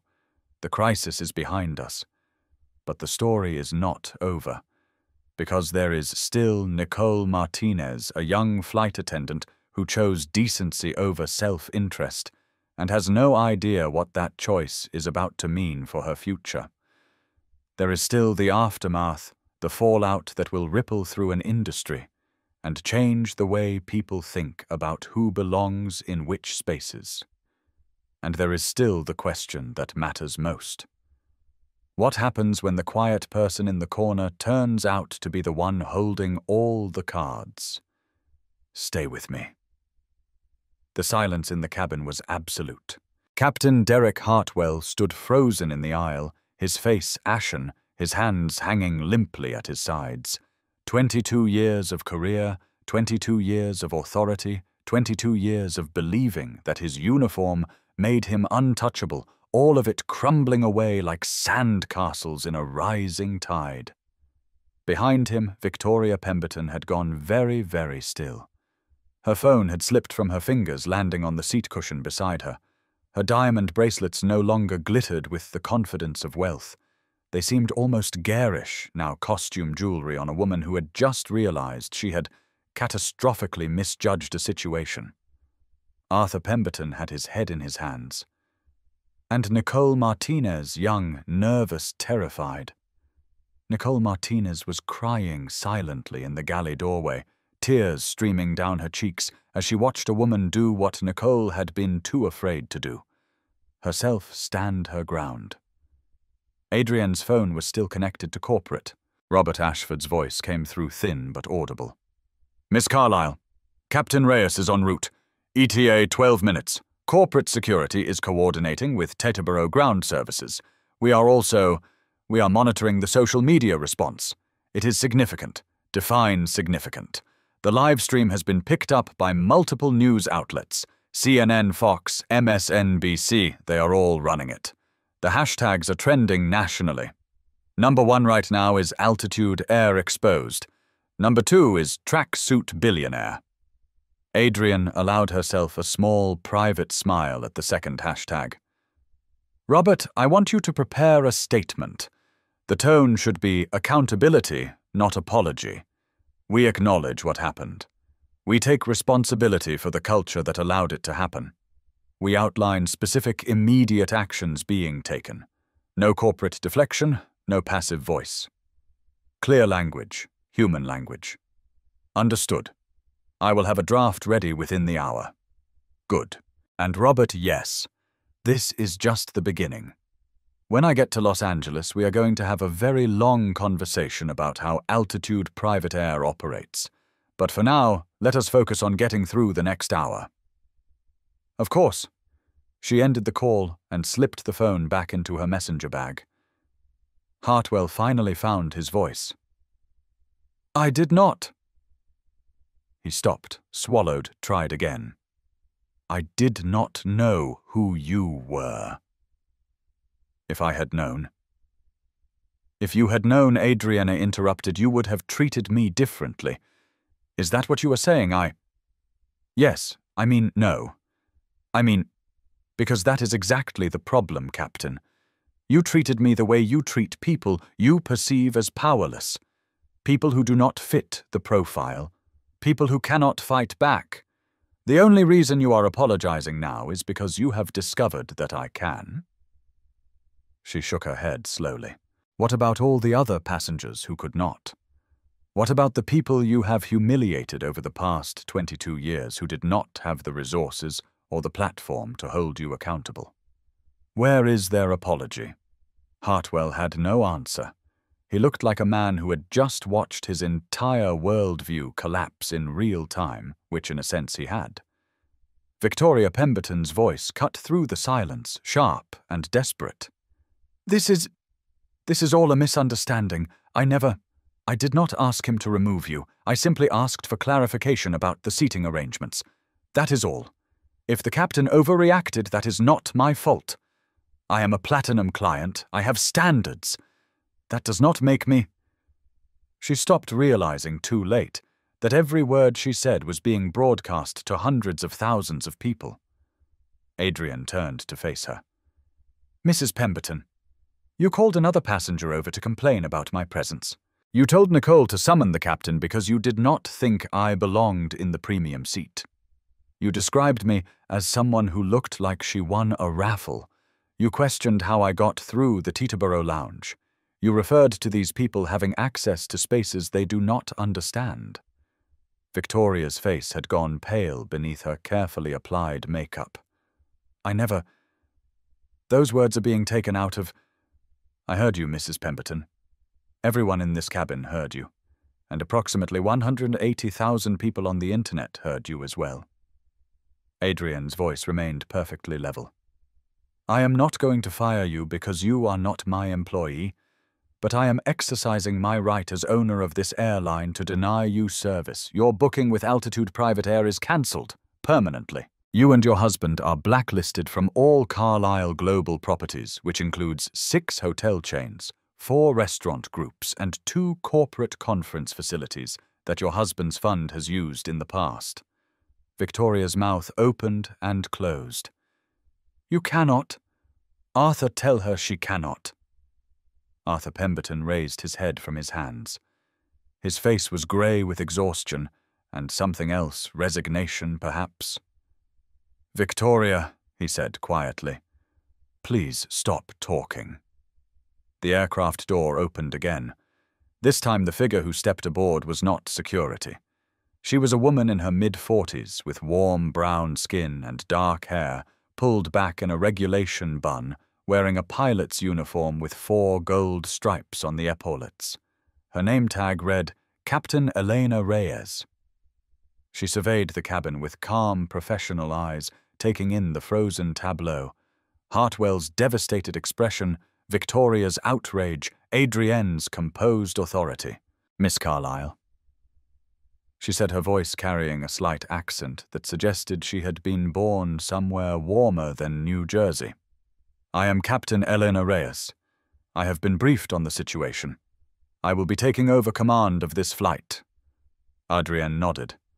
Thank you, Captain Reyes. I appreciate your quick response. Of course. Captain Reyes turned to face Hartwell. Derek, you need to collect your belongings from the cockpit and deplane. Corporate security is waiting on the tarmac to escort you off the property. Hartwell stared at her, his face a mask of disbelief. Elena, we have worked together for 6 years. You know me. You know I would never. I know what I just watched on a live stream that 200,000 people are seeing. Captain Reyes said, her voice firm but not unkind. And I know that you need to leave this aircraft now. Whatever explanations or justifications you have can be addressed through the proper channels. But right now, in this moment, you need to go. Hartwell's shoulders slumped. The fight drained out of him all at once, like air from a punctured balloon. He looked suddenly old and tired, and utterly defeated. Without another word, he turned and walked toward the cockpit. He emerged a moment later with his flight bag, his captain's hat clutched in one hand, like a prop from a costume he was no longer authorized to wear. He did not look at Adrienne as he passed. He did not look at anyone. He just walked down the aisle, down the air stairs, and onto the tarmac where 2 security officers were waiting to escort him away. The door closed behind him with a soft, final click. Victoria Pemberton began to stand. We are leaving too, Arthur. I refuse to remain on this aircraft with... Mrs. Pemberton. Captain Reyes interrupted. You are welcome to deplane if you choose. However, I should inform you that your return flight to New York has been cancelled.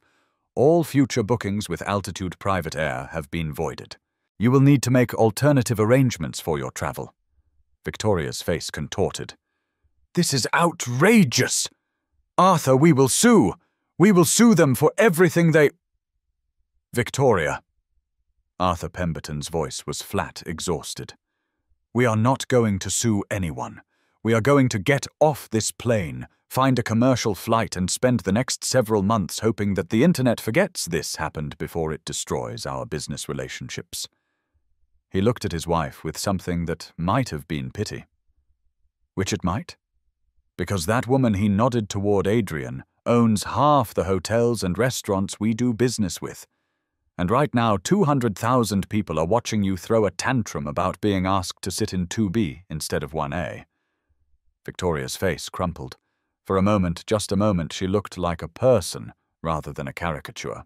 A person who had spent her entire life believing that money and status entitled her to things and was only now realizing that neither could protect her from the consequences of her own cruelty. Come on, Arthur said, taking her arm. Let us go. They walked past Adrienne without speaking down the aisle, down the air stairs, and out of her life forever. The cabin felt different with the Pembertons gone. Lighter, cleaner, as if their departure had removed a toxic element from the air itself, allowing everyone remaining to breathe more easily. Captain Eleanor Reyes moved to the cockpit with quiet efficiency, beginning her pre-flight checks. Her co-pilot, a young man named First Officer James Rivera, who had arrived with her, followed close behind. Within minutes, the rhythms of professional competence had replaced the chaos of the past 30 minutes. In the galley, a new flight attendant had materialized Angela Ortiz, a woman in her early 30s, with a warm smile and steady hands. She began preparing the cabin for departure, with the practiced movements of someone who had been doing this job long enough to be excellent at it. Adrienne remained in seat 1A. Her book sat forgotten in her lap. She did not reach for it. Instead, she sat quietly processing everything that had just happened, not with the emotional exhaustion she might have felt in her younger years, but with the methodical calm of someone taking inventory of a situation before deciding how to proceed. The test was over, but the real work was just beginning. Her phone buzzed with an incoming call. She glanced at the screen, Tamara Knowles, and answered. Tamara. Adrienne. Her executive assistant's voice was tight with barely contained emotion. I have been watching the whole thing. Are you okay? I am fine. Captain Reyes is prepping for departure. We should be in the air within 15 minutes. The response is, I do not even know how to describe it. The video is everywhere. Every major news outlet has picked it up. The hashtags are still trending.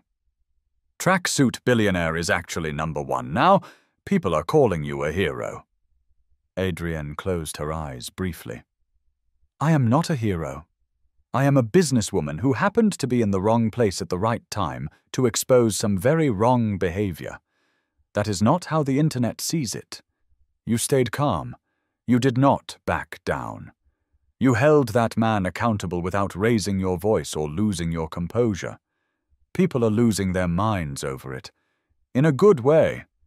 We will see how they feel tomorrow. Public opinion is fickle. Maybe. But this feels different. This feels like something that is going to have legs. Adrienne was silent for a moment, considering. Tamara. I need you to do something for me. Anything. The young man in the rear cabin, the one who was live streaming. I want to know who he is. I want his full background, his business history, his reputation in the industry. And then I want to meet with him. Today, if possible. Tomorrow at the latest. I will find out and get back to you within the hour. Good. And Tamara, yes, thank you. For everything. Always. The call ended. Adrienne looked up to find Nicole Martinez standing hesitantly at the edge of the main cabin, her hands clasped in front of her, her eyes red from crying. Miss Carlyle, I just wanted to say, come here, Nicole. The young flight attendant approached slowly, as if she expected to be struck by lightning at any moment. She stopped a few feet from Adrienne's seat, her posture defensive, her expression uncertain. I want to apologize, Nicole said the words, tumbling out in a rush. I should have done more. When Captain Hartwell came out of the cockpit when he started questioning you, I knew it was wrong. I knew it was so wrong. But I was scared. I was so scared of losing my job, of getting blacklisted, of... She broke off, her voice cracking. I have only been doing this for 10 months. I do not have connections or experience or anything. I just have this job. And I was so afraid that if I said something, if I stood up to him, I would lose everything. Adrienne listened without interrupting. When Nicole had finished, she spoke quietly. Nicole, look at me. The young woman raised her eyes. You tried to warn Captain Hartwell. You told him my booking came from corporate. You tried to de-escalate the situation. And when he threatened you, when he told you to get back to your station and let him handle things, you did not double down on his position. You did not throw me under the bus to appease him or Mrs. Pemberton. You stood there terrified, and you did not make things worse. She held Nicole's gaze. Do you have any idea how rare that is?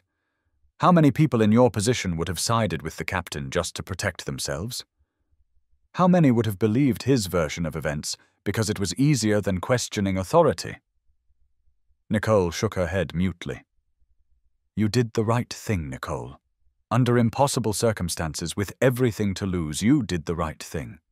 That is not something to apologize for. That is something to be proud of. Nicole's tears started again, but different tears this time. Not tears of shame or fear, but something cleaner. Relief, maybe, or gratitude. I do not know what to say. You do not have to say anything. Just remember this moment. Remember that you had a choice, and you chose decency over self-interest. That is the foundation of integrity, Nicole. Everything else can be taught. But that is who you are. Angela Ortiz appeared at the cabin entrance. Miss Carlyle. Captain Reyes asked me to let you know we are ready for departure whenever you are comfortable. Adrian nodded. Thank you, Angela. I am ready. She turned back to Nicole. You should head home. Rest. Process everything that happened today. But before you go, I want you to know something. What is that? This morning I came aboard this aircraft to test the culture of a company I had just acquired. I expected to find problems. I expected to find employees who had absorbed toxic behaviors and attitudes from leadership that did not know any better. She paused. What I did not expect to find was someone who still believed in doing the right thing, even when it was scary, even when it was hard, even when no one would have blamed them for taking the easy way out. Adrienne reached into her messenger bag and pulled out a business card, simple, elegant, with just her name and a phone number embossed in gold. I would like you to call me tomorrow, Nicole. We have things to discuss. Nicole stared at the card as if it might burst into flames. I do not understand. You will. Tomorrow. Adrian smiled a real smile this time, warm and genuine. Now go home. And Nicole, take a cab. Do not try to drive. You have been through a lot today. Nicole took the card with trembling fingers. Thank you, she whispered. Thank you for everything. She turned and walked to the aircraft door, pausing at the threshold to look back one last time.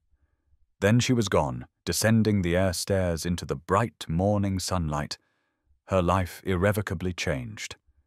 In the rear cabin, Jalen Brooks had finally ended his live stream. The final viewer count had been 237,000, a number that would grow exponentially as clips were shared, embedded, and reposted across every platform on the internet. His phone was already exploding with notifications, interview requests, media inquiries, DMs from celebrities and journalists and complete strangers who wanted to thank him for documenting what had happened. But Jalen was not looking at his phone. He was looking at the woman in seat 1A. He had watched her sit calmly while a captain tried to throw her off a plane. He had watched her respond to insults with composure, to threats with dignity, to prejudice with patient, implacable truth. He had watched her reveal herself as the owner of the entire airline, not with triumphant gloating, but with the quiet certainty of someone who had nothing to prove and everything to teach. She was remarkable, and Jalen wanted to know her story. He stood up from his seat, straightened his jacket, and walked forward into the main cabin. Excuse me? Miss Carlyle. Adrian looked up. You are the one who was live streaming. It was not a question. Yes, I am Jalen Brooks. I hope that was okay. When I saw what was happening, I could not sit there and do nothing. I could not let it disappear like all the other incidents that nobody ever talks about because there is no proof. Adrian studied him for a long moment. Sit down, Jalen. He sat in the seat across from her, his heart pounding. You did something important today, Adrian said. You created a record. You gave voice to what happened in this cabin. You made it impossible for anyone to claim this was a misunderstanding or a he-said-she-said situation. I have seen this too many times. People like us being questioned, challenged, humiliated for existing in spaces that others assume are not meant for us. And nothing ever changes because there is never any evidence, just our word against theirs. Adrian nodded slowly. Tell me about yourself, Jalen. What do you do? I am a founder. Tech company. Mental health platform called MindBridge. We just closed our Series B. I know MindBridge. Good company. Good mission. Jalen blinked. You know my company. I know most companies worth knowing. It is my job." She tilted her head slightly. "I am going to have someone reach out to you tomorrow. We should talk. I think there might be opportunities for collaboration. That would be... Yes. Absolutely, yes." Captain Reyes's voice came over the intercom. "Good morning. This is Captain Elena Reyes. We have been cleared for departure. Flight time to Los Angeles will be 5 hours and 12 minutes. Please ensure your seatbelts are fastened. Thank you for flying with Altitude Private Air." The aircraft began to move, taxiing toward the runway. Adrienne looked out the window at the tarmac falling away behind them. Somewhere down there, Derek Hartwell was sitting in a security office, watching his career crumble. Somewhere down there, Victoria and Arthur Pemberton were trying to book a commercial flight, their reputation in tatters. And somewhere out there, millions of people were watching a video that would change the conversation about bias and assumption and who gets to decide who belongs. The Gulfstream G700's engines spooled up. The power pressed Adrienne back into her seat, a velvet push controlled and confident. The horizon lifted off the runway and climbed into the sky. The Gulfstream G700 climbed through 30,000 feet, leaving the grey clouds of the northeast behind and entering a realm of brilliant, endless blue. Inside the cabin, the atmosphere had undergone a complete transformation.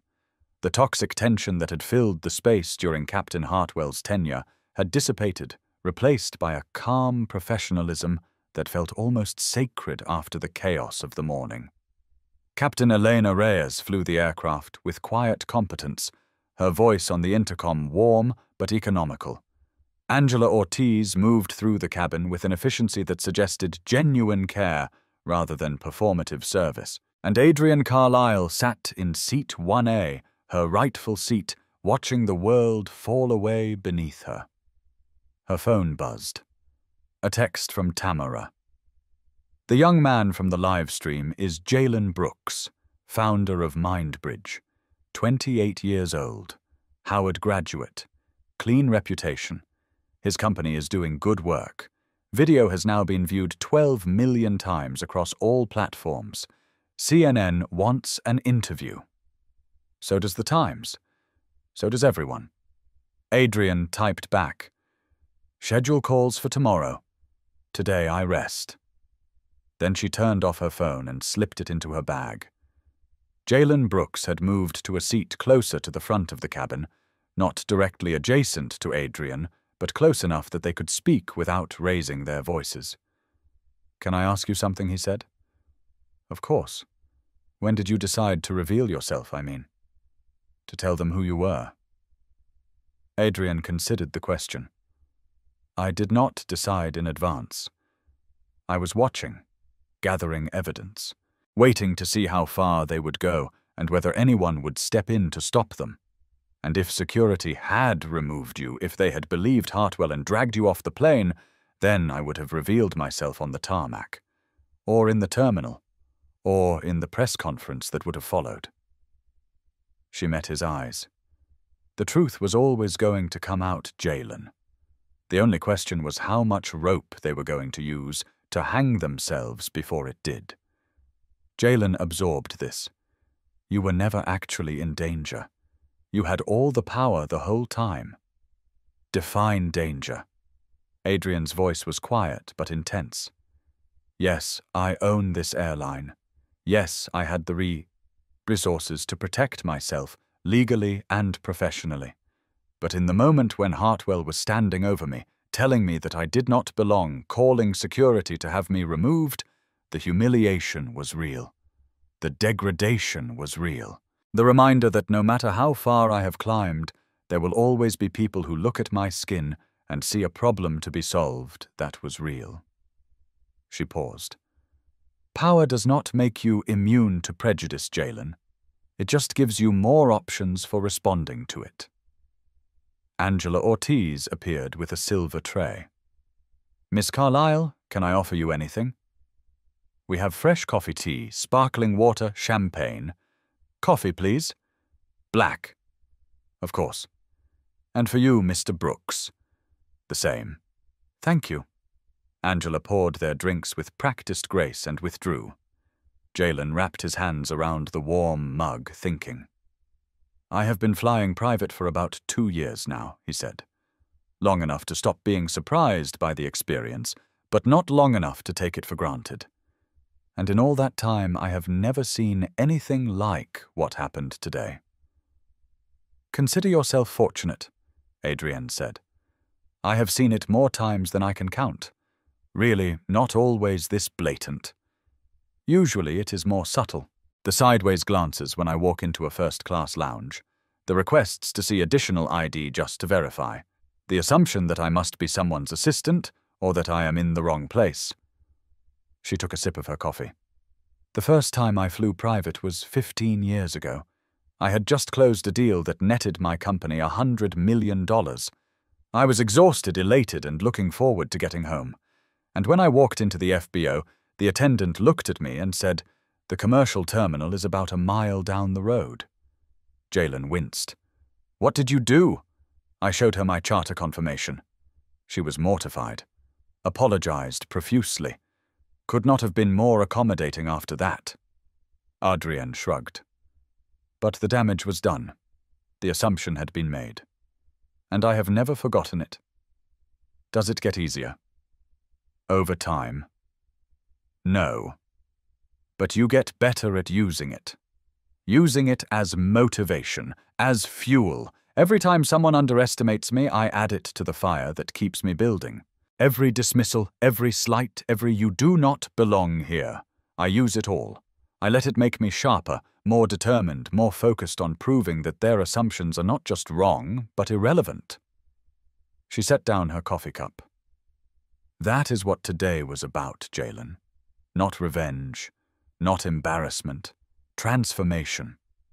I did not just want to punish Hartwell and Pemberton. I wanted to use this moment, this very public, very visible moment, to change the conversation. To show people that bias has consequences, that assumptions can cost you everything, and that the quiet woman in the tracksuit might just be the most powerful person in the room. The aircraft hummed around them, steady and sure. Outside the windows, the sky stretched endlessly in every direction, a blue so deep it was almost purple, unmarred by clouds or turbulence. Jalen thought about his company, about the mental health platform he had built to help people who could not afford traditional therapy, about the barriers he had faced the investors who had passed on him because he did not fit the pattern, the partners who had questioned his credentials, the constant low-level friction of being a black man in spaces designed for people who did not look like him. He thought about the woman in front of him who had turned that friction into fuel for an empire. "Can I ask you something else?" "You can ask me anything, Jalen. Whether I answer is a different matter. What is next? For you, I mean. After today." Adrienne was quiet for a long moment. "Altitude, private air is going to change. That is not optional, it is required.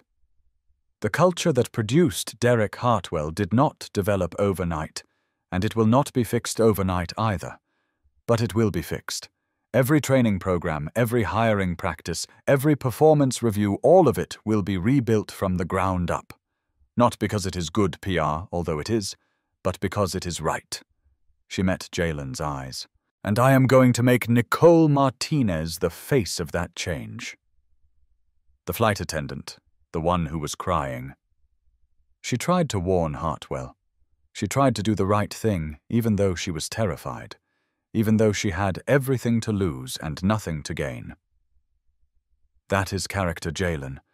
That is exactly the kind of person I want building the new culture at Altitude. "What are you going to do for her?" Adrienne smiled. "I am going to give her a job that changes her life. I am going to trust her with responsibility she does not think she is ready for. And I am going to watch her rise to meet it because people with character always do." The intercom clicked. "Good morning again. This is Captain Reyes. We have reached our cruising altitude of 41,000 feet. Weather looks clear all the way to Los Angeles. Current flight time is 4 hours and 48 minutes. Please feel free to move about the cabin. And, Miss Carlyle, it is an honor to have you aboard." Adrienne pressed the call button. "Thank you, Captain Reyes. The honor is mine." She released the button and settled back into her seat. Jalen was still watching her, his expression thoughtful.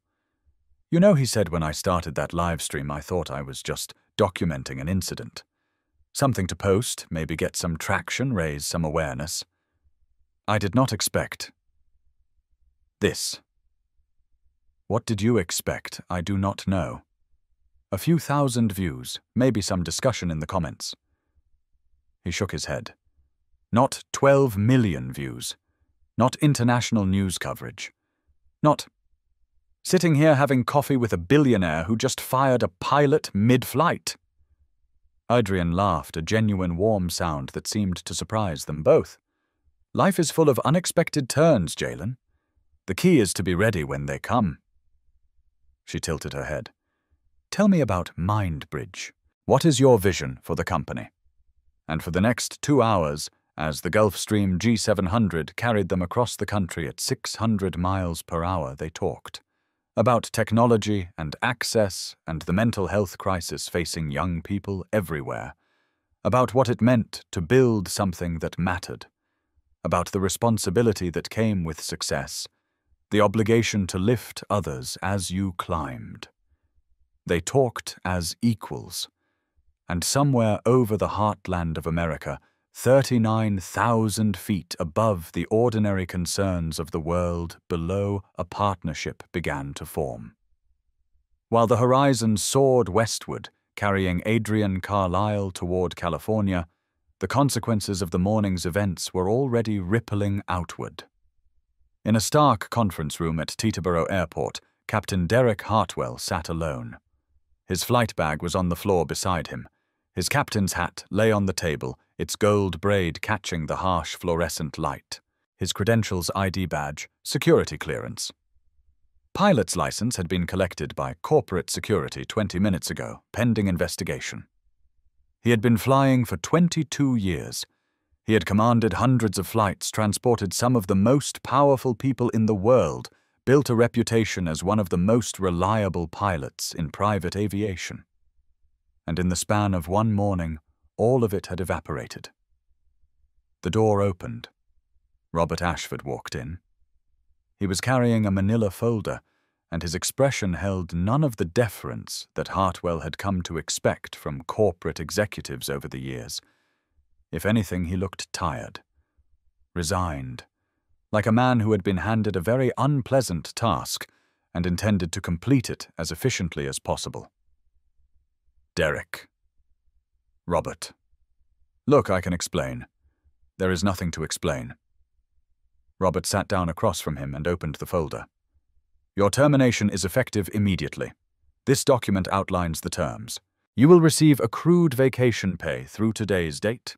Your pension is frozen pending an internal investigation into your conduct over the past 5 years. If the investigation reveals additional incidents of discriminatory behavior, those pension funds may be subject to forfeiture." Hartwell's face went white. "Forfeiture, I have 22 years invested in that pension. You cannot just—" "The decision is not mine to make. It is Miss Carlyle's. And based on what I witnessed this morning, what 200,000 people witnessed this morning, I do not think she is inclined toward leniency." Robert slid a document across the table. "This is a separation agreement. If you sign it, you agree not to contest your termination or make public statements disparaging Altitude Private Air or its employees. In exchange, we will not pursue civil action for the reputational damage your conduct has caused." Hartwell stared at the document. His hands were shaking. "I did not know who she was," he said, his voice barely above a whisper. "If I had known. If you had known, you would have treated her differently." "Yes, you have said that. Multiple times." Robert's voice was cold. "Do you understand why that makes it worse, not better?" Hartwell looked up. She was wearing a tracksuit. No jewelry. A worn-out bag. in 22 years of private aviation, I have never seen. You have never seen a wealthy black woman who did not feel the need to prove her wealth through clothing and accessories. Is that what you are saying? Silence. Sign the document, Derek. Take what is being offered. And then go home and think very carefully about how you got here. Robert stood. Your career in aviation is over. Every airline, every charter service, every FBO in the country will have seen that video by the end of the day. No one will hire you. That is not a threat. It is just reality. He walked to the door. But your life is not over. You can still choose what comes next. You can use this as a wake-up call, an opportunity to examine the assumptions you have been carrying and the damage they have caused. Or you can spend the rest of your life insisting that you are the victim here. He opened the door. I know which choice I would recommend, but it is yours to make. He left. In a different part of Teterboro, Victoria, and Arthur Pemberton were having a very different kind of reckoning. Their chartered return flight had been cancelled. Their booking with Altitude Private Air had been voided. And when Victoria had attempted to book a seat on a competing charter service, she had discovered that word travels fast in the insular world of private aviation. I am sorry, Mrs. Pemberton, the booking agent had said, not sounding sorry at all. We do not have any availability for the foreseeable future. They were sitting now in the main terminal, the commercial terminal, waiting for a flight to Newark, from which they would have to arrange ground transportation back to Connecticut. Economy class. Middle seats. Victoria had not spoken a word in 40 minutes. Her face was frozen in an expression that might have been shock or rage or the dawning realization that her world had fundamentally shifted beneath her feet. Arthur sat beside her, scrolling through his phone with growing horror. The video was everywhere. It had been picked up by every major news outlet shared by celebrities with millions of followers, dissected by commentators and critics, and random internet users who had formed very strong opinions about what they had witnessed. Victoria Pemberton's name was trending. Not in a good way. Arthur, she said finally, her voice thin and strange. What are people saying? You do not want to know. Tell me. Arthur hesitated. Then he turned his phone toward her. The screen showed a Twitter thread with thousands of retweets. The first tweet read, Victoria Pemberton just became the poster child for racist entitlement. Tried to get a black woman kicked off a private jet because she was wearing a tracksuit. Turns out that woman owns the airline. Tracksuit billionaire Altitude Air exposed, below it hundreds of responses. I hope she enjoys flying Spirit from now on. Imagine fumbling your entire social standing because you could not handle seeing a black woman in a nice seat. Victoria Pemberton is what happens when you have money but no class. The way she said, these people, I felt that in my soul. Victoria's hands were shaking. This will blow over, she said, but her voice lacked conviction. These things always blow over. People forget. Victoria. Arthur's voice was gentle but firm. The Morrison deal is dead. I got the call 20 minutes ago. They are backing out. What? They cannot. We have been working on that for months. They can, and they did. And they are not the only ones. He looked at her with an expression that mixed pity with something else, something that might have been a kind of exhausted relief. This is going to follow us for a long time, maybe forever. People are going to look us up online and the first thing they are going to see is that video. Victoria stared at him. For the first time in their 32 years of marriage, Arthur Pemberton saw his wife at a complete loss for words. What do we do? She whispered. I do not know, Arthur said honestly, but I think we start by being very quiet for a while. And maybe we think about why we acted the way we did today. Why you acted the way you did. I did not do anything wrong. I just asked about the seating. Victoria. Arthur's voice was sharper than she had ever heard it. Stop. Just stop. She stopped. And in the crowded, noisy, utterly unglamorous commercial terminal of Teterboro Airport, Victoria Pemberton began to understand what her assumptions had cost her. 3 hours later, the Horizon touched down at Van Nuys Airport with the smooth precision of a well-oiled machine. Captain Elena Reyes brought the aircraft to a gentle stop, and the engines spooled down into silence. The California sun flooded through the windows bright and golden, a world away from the grey morning they had left behind in New Jersey. Angela Ortiz opened the cabin door, and warm, dry air rushed in the distinctive scent of Los Angeles' equal parts exhaust and optimism and the faint perfume of a million blooming flowers. Adrian gathered her messenger bag and stood. Thank you, Angela. Please convey my appreciation to Captain Reyes. It was an excellent flight. Of course, Miss Carlyle. It was an honor. Jalen Brooks was waiting by the door, his own bag slung over his shoulder. So he said, "What happens now?" "Now I go to a hotel, take a very long bath, and sleep for about 12 hours. Tomorrow I start rebuilding an airline." She extended her hand. "Thank you, Jalen, for what you did today." He shook her hand firmly. "Thank you for showing me what real leadership looks like. My assistant will be in touch about that meeting. I think there is a lot we can do together. I look forward to it." He descended the air stairs and walked toward the waiting car that his assistant had arranged. Adrian watched him go, a young man with character and courage, who had made a choice to stand up for what was right when it would have been easier to stay silent. She filed his name away for future reference. There would be opportunities to work with him. She would make sure of it. The next morning, Adrian was in her Los Angeles office when her phone rang. It was Robert Ashford calling from New York. "Good morning, Robert. What is the status? The Hartwell situation is resolved. He signed the separation agreement. He is done. And the Pembertons blacklisted across all our platforms. I have also had informal conversations with several competitors off the record, of course. Let us just say their options for private aviation have become limited." "Good." Adrian paused. "And Nicole Martinez. That is actually why I am calling. She left me a voicemail this morning. She sounded confused. Said you gave her your card and asked her to call, but she was not sure if she should. Transfer her call to me.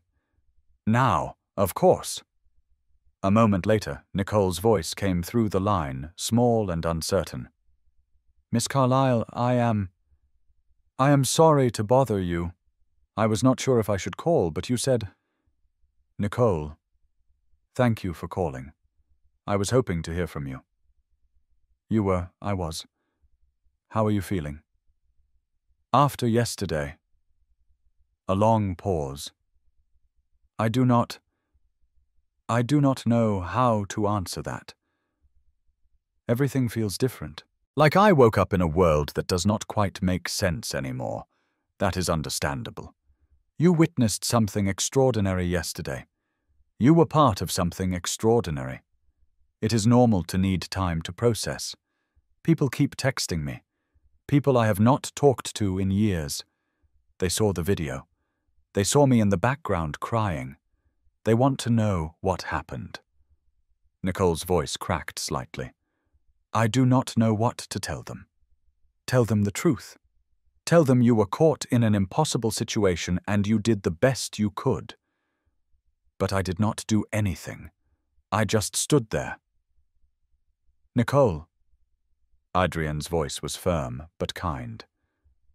You tried to warn Captain Hartwell. You told him my booking came from corporate. When he threatened you, you did not back down. You did not agree with him or throw me under the bus. You stood your ground.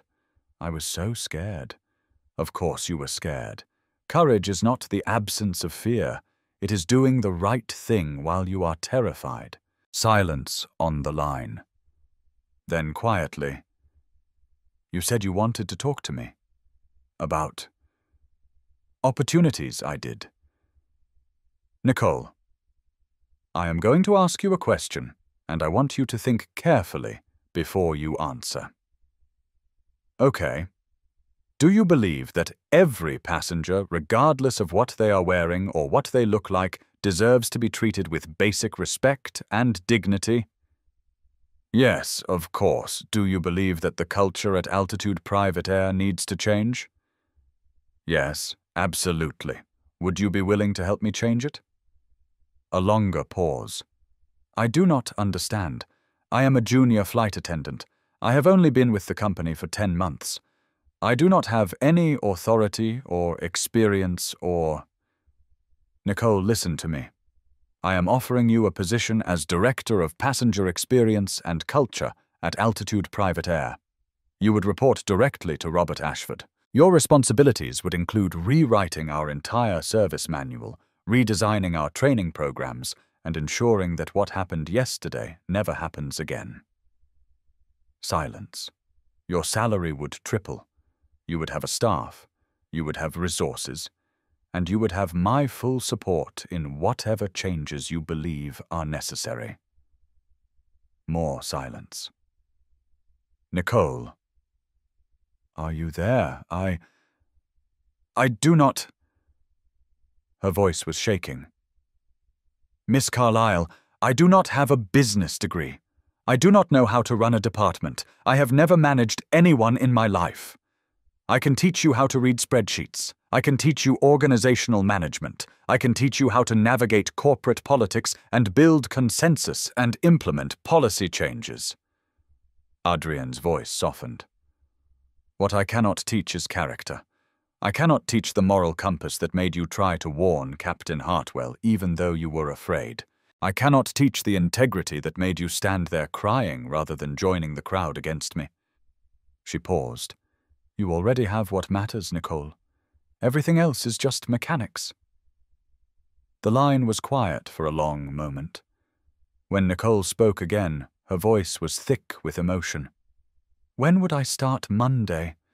We will fly you to New York this weekend. Robert will have the contracts ready when you arrive. I do not know what to say. Say yes. A pause. Then quietly, firmly, yes. Good. Welcome to the executive team, Nicole. I will see you Monday. Adrienne ended the call. She sat back in her chair and looked out the window at the Los Angeles skyline, glittering in the morning sun. The rot at Altitude Private Air ran deep. The culture that had produced Derek Hartwell and enabled Victoria Pemberton had been built over years, maybe decades. It would not be dismantled easily, but it would be dismantled. One hire at a time, one policy at a time, one act of courage at a time. And at the center of that transformation would be a young flight attendant who had stood in a galley doorway, terrified and chosen decency over self-preservation. That was how you changed the world, not with grand gestures or dramatic speeches, with the quiet courage of ordinary people who refused to look away. 6 months passed. The changes at Altitude Private Air had been swift and comprehensive. Every training program had been redesigned. Every hiring practice had been reviewed. Every employee had attended mandatory sessions on bias dignity and the true meaning of service. Nicole Martinez had risen to the challenge in ways that even Adrienne had not anticipated. The young woman who had once stood crying in a galley doorway now commanded a team of 15, spoke at industry conferences, and was quietly revolutionizing how private aviation thought about passenger experience. Her first initiative, the Baseline Respect Protocol, had been adopted by 3 competing airlines within 4 months. Her second, an anonymous reporting system for passengers who experienced discrimination, had already generated over 200 reports, each one investigated and addressed. She was in every sense of the word a leader, and Adrienne Carlyle watched it all with quiet satisfaction. On a Thursday afternoon in late spring, Adrian boarded the Horizon for a flight from New York to San Francisco. The cabin was exactly as she remembered it. Cream leather brushed bronze accents, the quiet hum of excellence. But something was different. Something had changed in the air itself, in the way the crew moved and spoke and carried themselves. The new captain, a black woman named Patricia Gibson, recruited personally by Nicole, greeted her with warm professionalism. "Miss Carlyle, it is an honor to have you aboard. The honor is mine, Captain. How is the weather looking? Clear all the way to San Francisco. Should be a smooth flight. Excellent." Adrian settled into seat 1A, her seat now and always, and pulled out her worn messenger bag. The same bag she had carried for 23 years. The same bag that Victoria Pemberton had sneered at. She reached inside and pulled out a dog-eared paperback, a new biography, this time of another woman who had built an empire from nothing. The aircraft door closed. The engines began to spool up, and as the Horizon lifted off from Teterboro Airport, climbing through the grey clouds toward a sky of brilliant blue, Adrian Carlyle allowed herself a moment of reflection. 6 months ago, she had boarded this same aircraft as an anonymous passenger wearing a tracksuit and carrying a worn bag, ready to see the rot in her newest acquisition for herself. What she had found was worse than she expected, and what she had built in response was better than she could have imagined. Captain Patricia Gibson's voice came over the intercom, calm and confident. "Good afternoon, Miss Carlyle. We have reached our cruising altitude. Flight time to San Francisco is 5 hours and 3 minutes. Please let us know if there is anything we can do to make your flight more comfortable." Adrian smiled. She opened her book and began to read. Captain Derek Hartwell spent 6 months in what his therapist called intensive reflection. The viral video of his confrontation with Adrian Carlyle had made him unhireable in aviation, but more devastatingly, it had forced him to confront the assumptions he had carried for 22 years. He started volunteering at a community center in his hometown, teaching underprivileged kids about aeronautics, and for the first time in his life, he began to see people, really see them instead of the categories he had sorted them into. He never flew commercially again, but he found a different kind of altitude, the humility to acknowledge his wrongs and the determination to spend his remaining years proving that people could change. His pension was eventually restored after a year of demonstrated commitment to community service, a decision Adrian Carlyle approved personally with a note that read, "Second chances are earned, not given. You earned yours." Victoria and Arthur Pemberton's fall from social grace was swift and complete. The Morrison deal collapsed, taking with it 3/4 of their investment fund's projected returns. Victoria attempted a comeback on social media 6 months after the incident, posting a carefully worded apology that was immediately dissected and dismissed as insincere by an internet that had not forgotten her words. By the end of the year, they had sold their Connecticut estate, downsized to a modest apartment in Westchester, and discovered something they had never experienced before: anonymity. Arthur later admitted to a journalist that it was the best thing that had ever happened to them. "We spent 30 years climbing a ladder that led nowhere," he said. "Now we are learning how to just be people. It is harder than you would think. But it is better, too." Jalen Brooks's partnership with Carlyle Global Holdings resulted in a $100 million investment in MindBridge, accelerating its expansion to serve over 20 million users worldwide. But more importantly, the collaboration spawned a new initiative, the Witness Project, a platform that connected documented incidents of discrimination with legal resources and media attention, ensuring that the quiet injustices that happened every day could no longer disappear into silence. Jalen spoke about that morning on the Horizon at every opportunity, not as a story of his own courage, but as a lesson in what happened when one person refused to look away. "I just held up a phone," he would say. Adrian Carlyle held up a mirror. "That is the difference between witnessing and leading. I hope someday I can do both." 9 months after the incident on Flight 441, Adrienne Carlisle stood at the floor-to-ceiling windows of her Manhattan office, watching the sun set over the Hudson River. Her phone buzzed. A text from Nicole Martinez.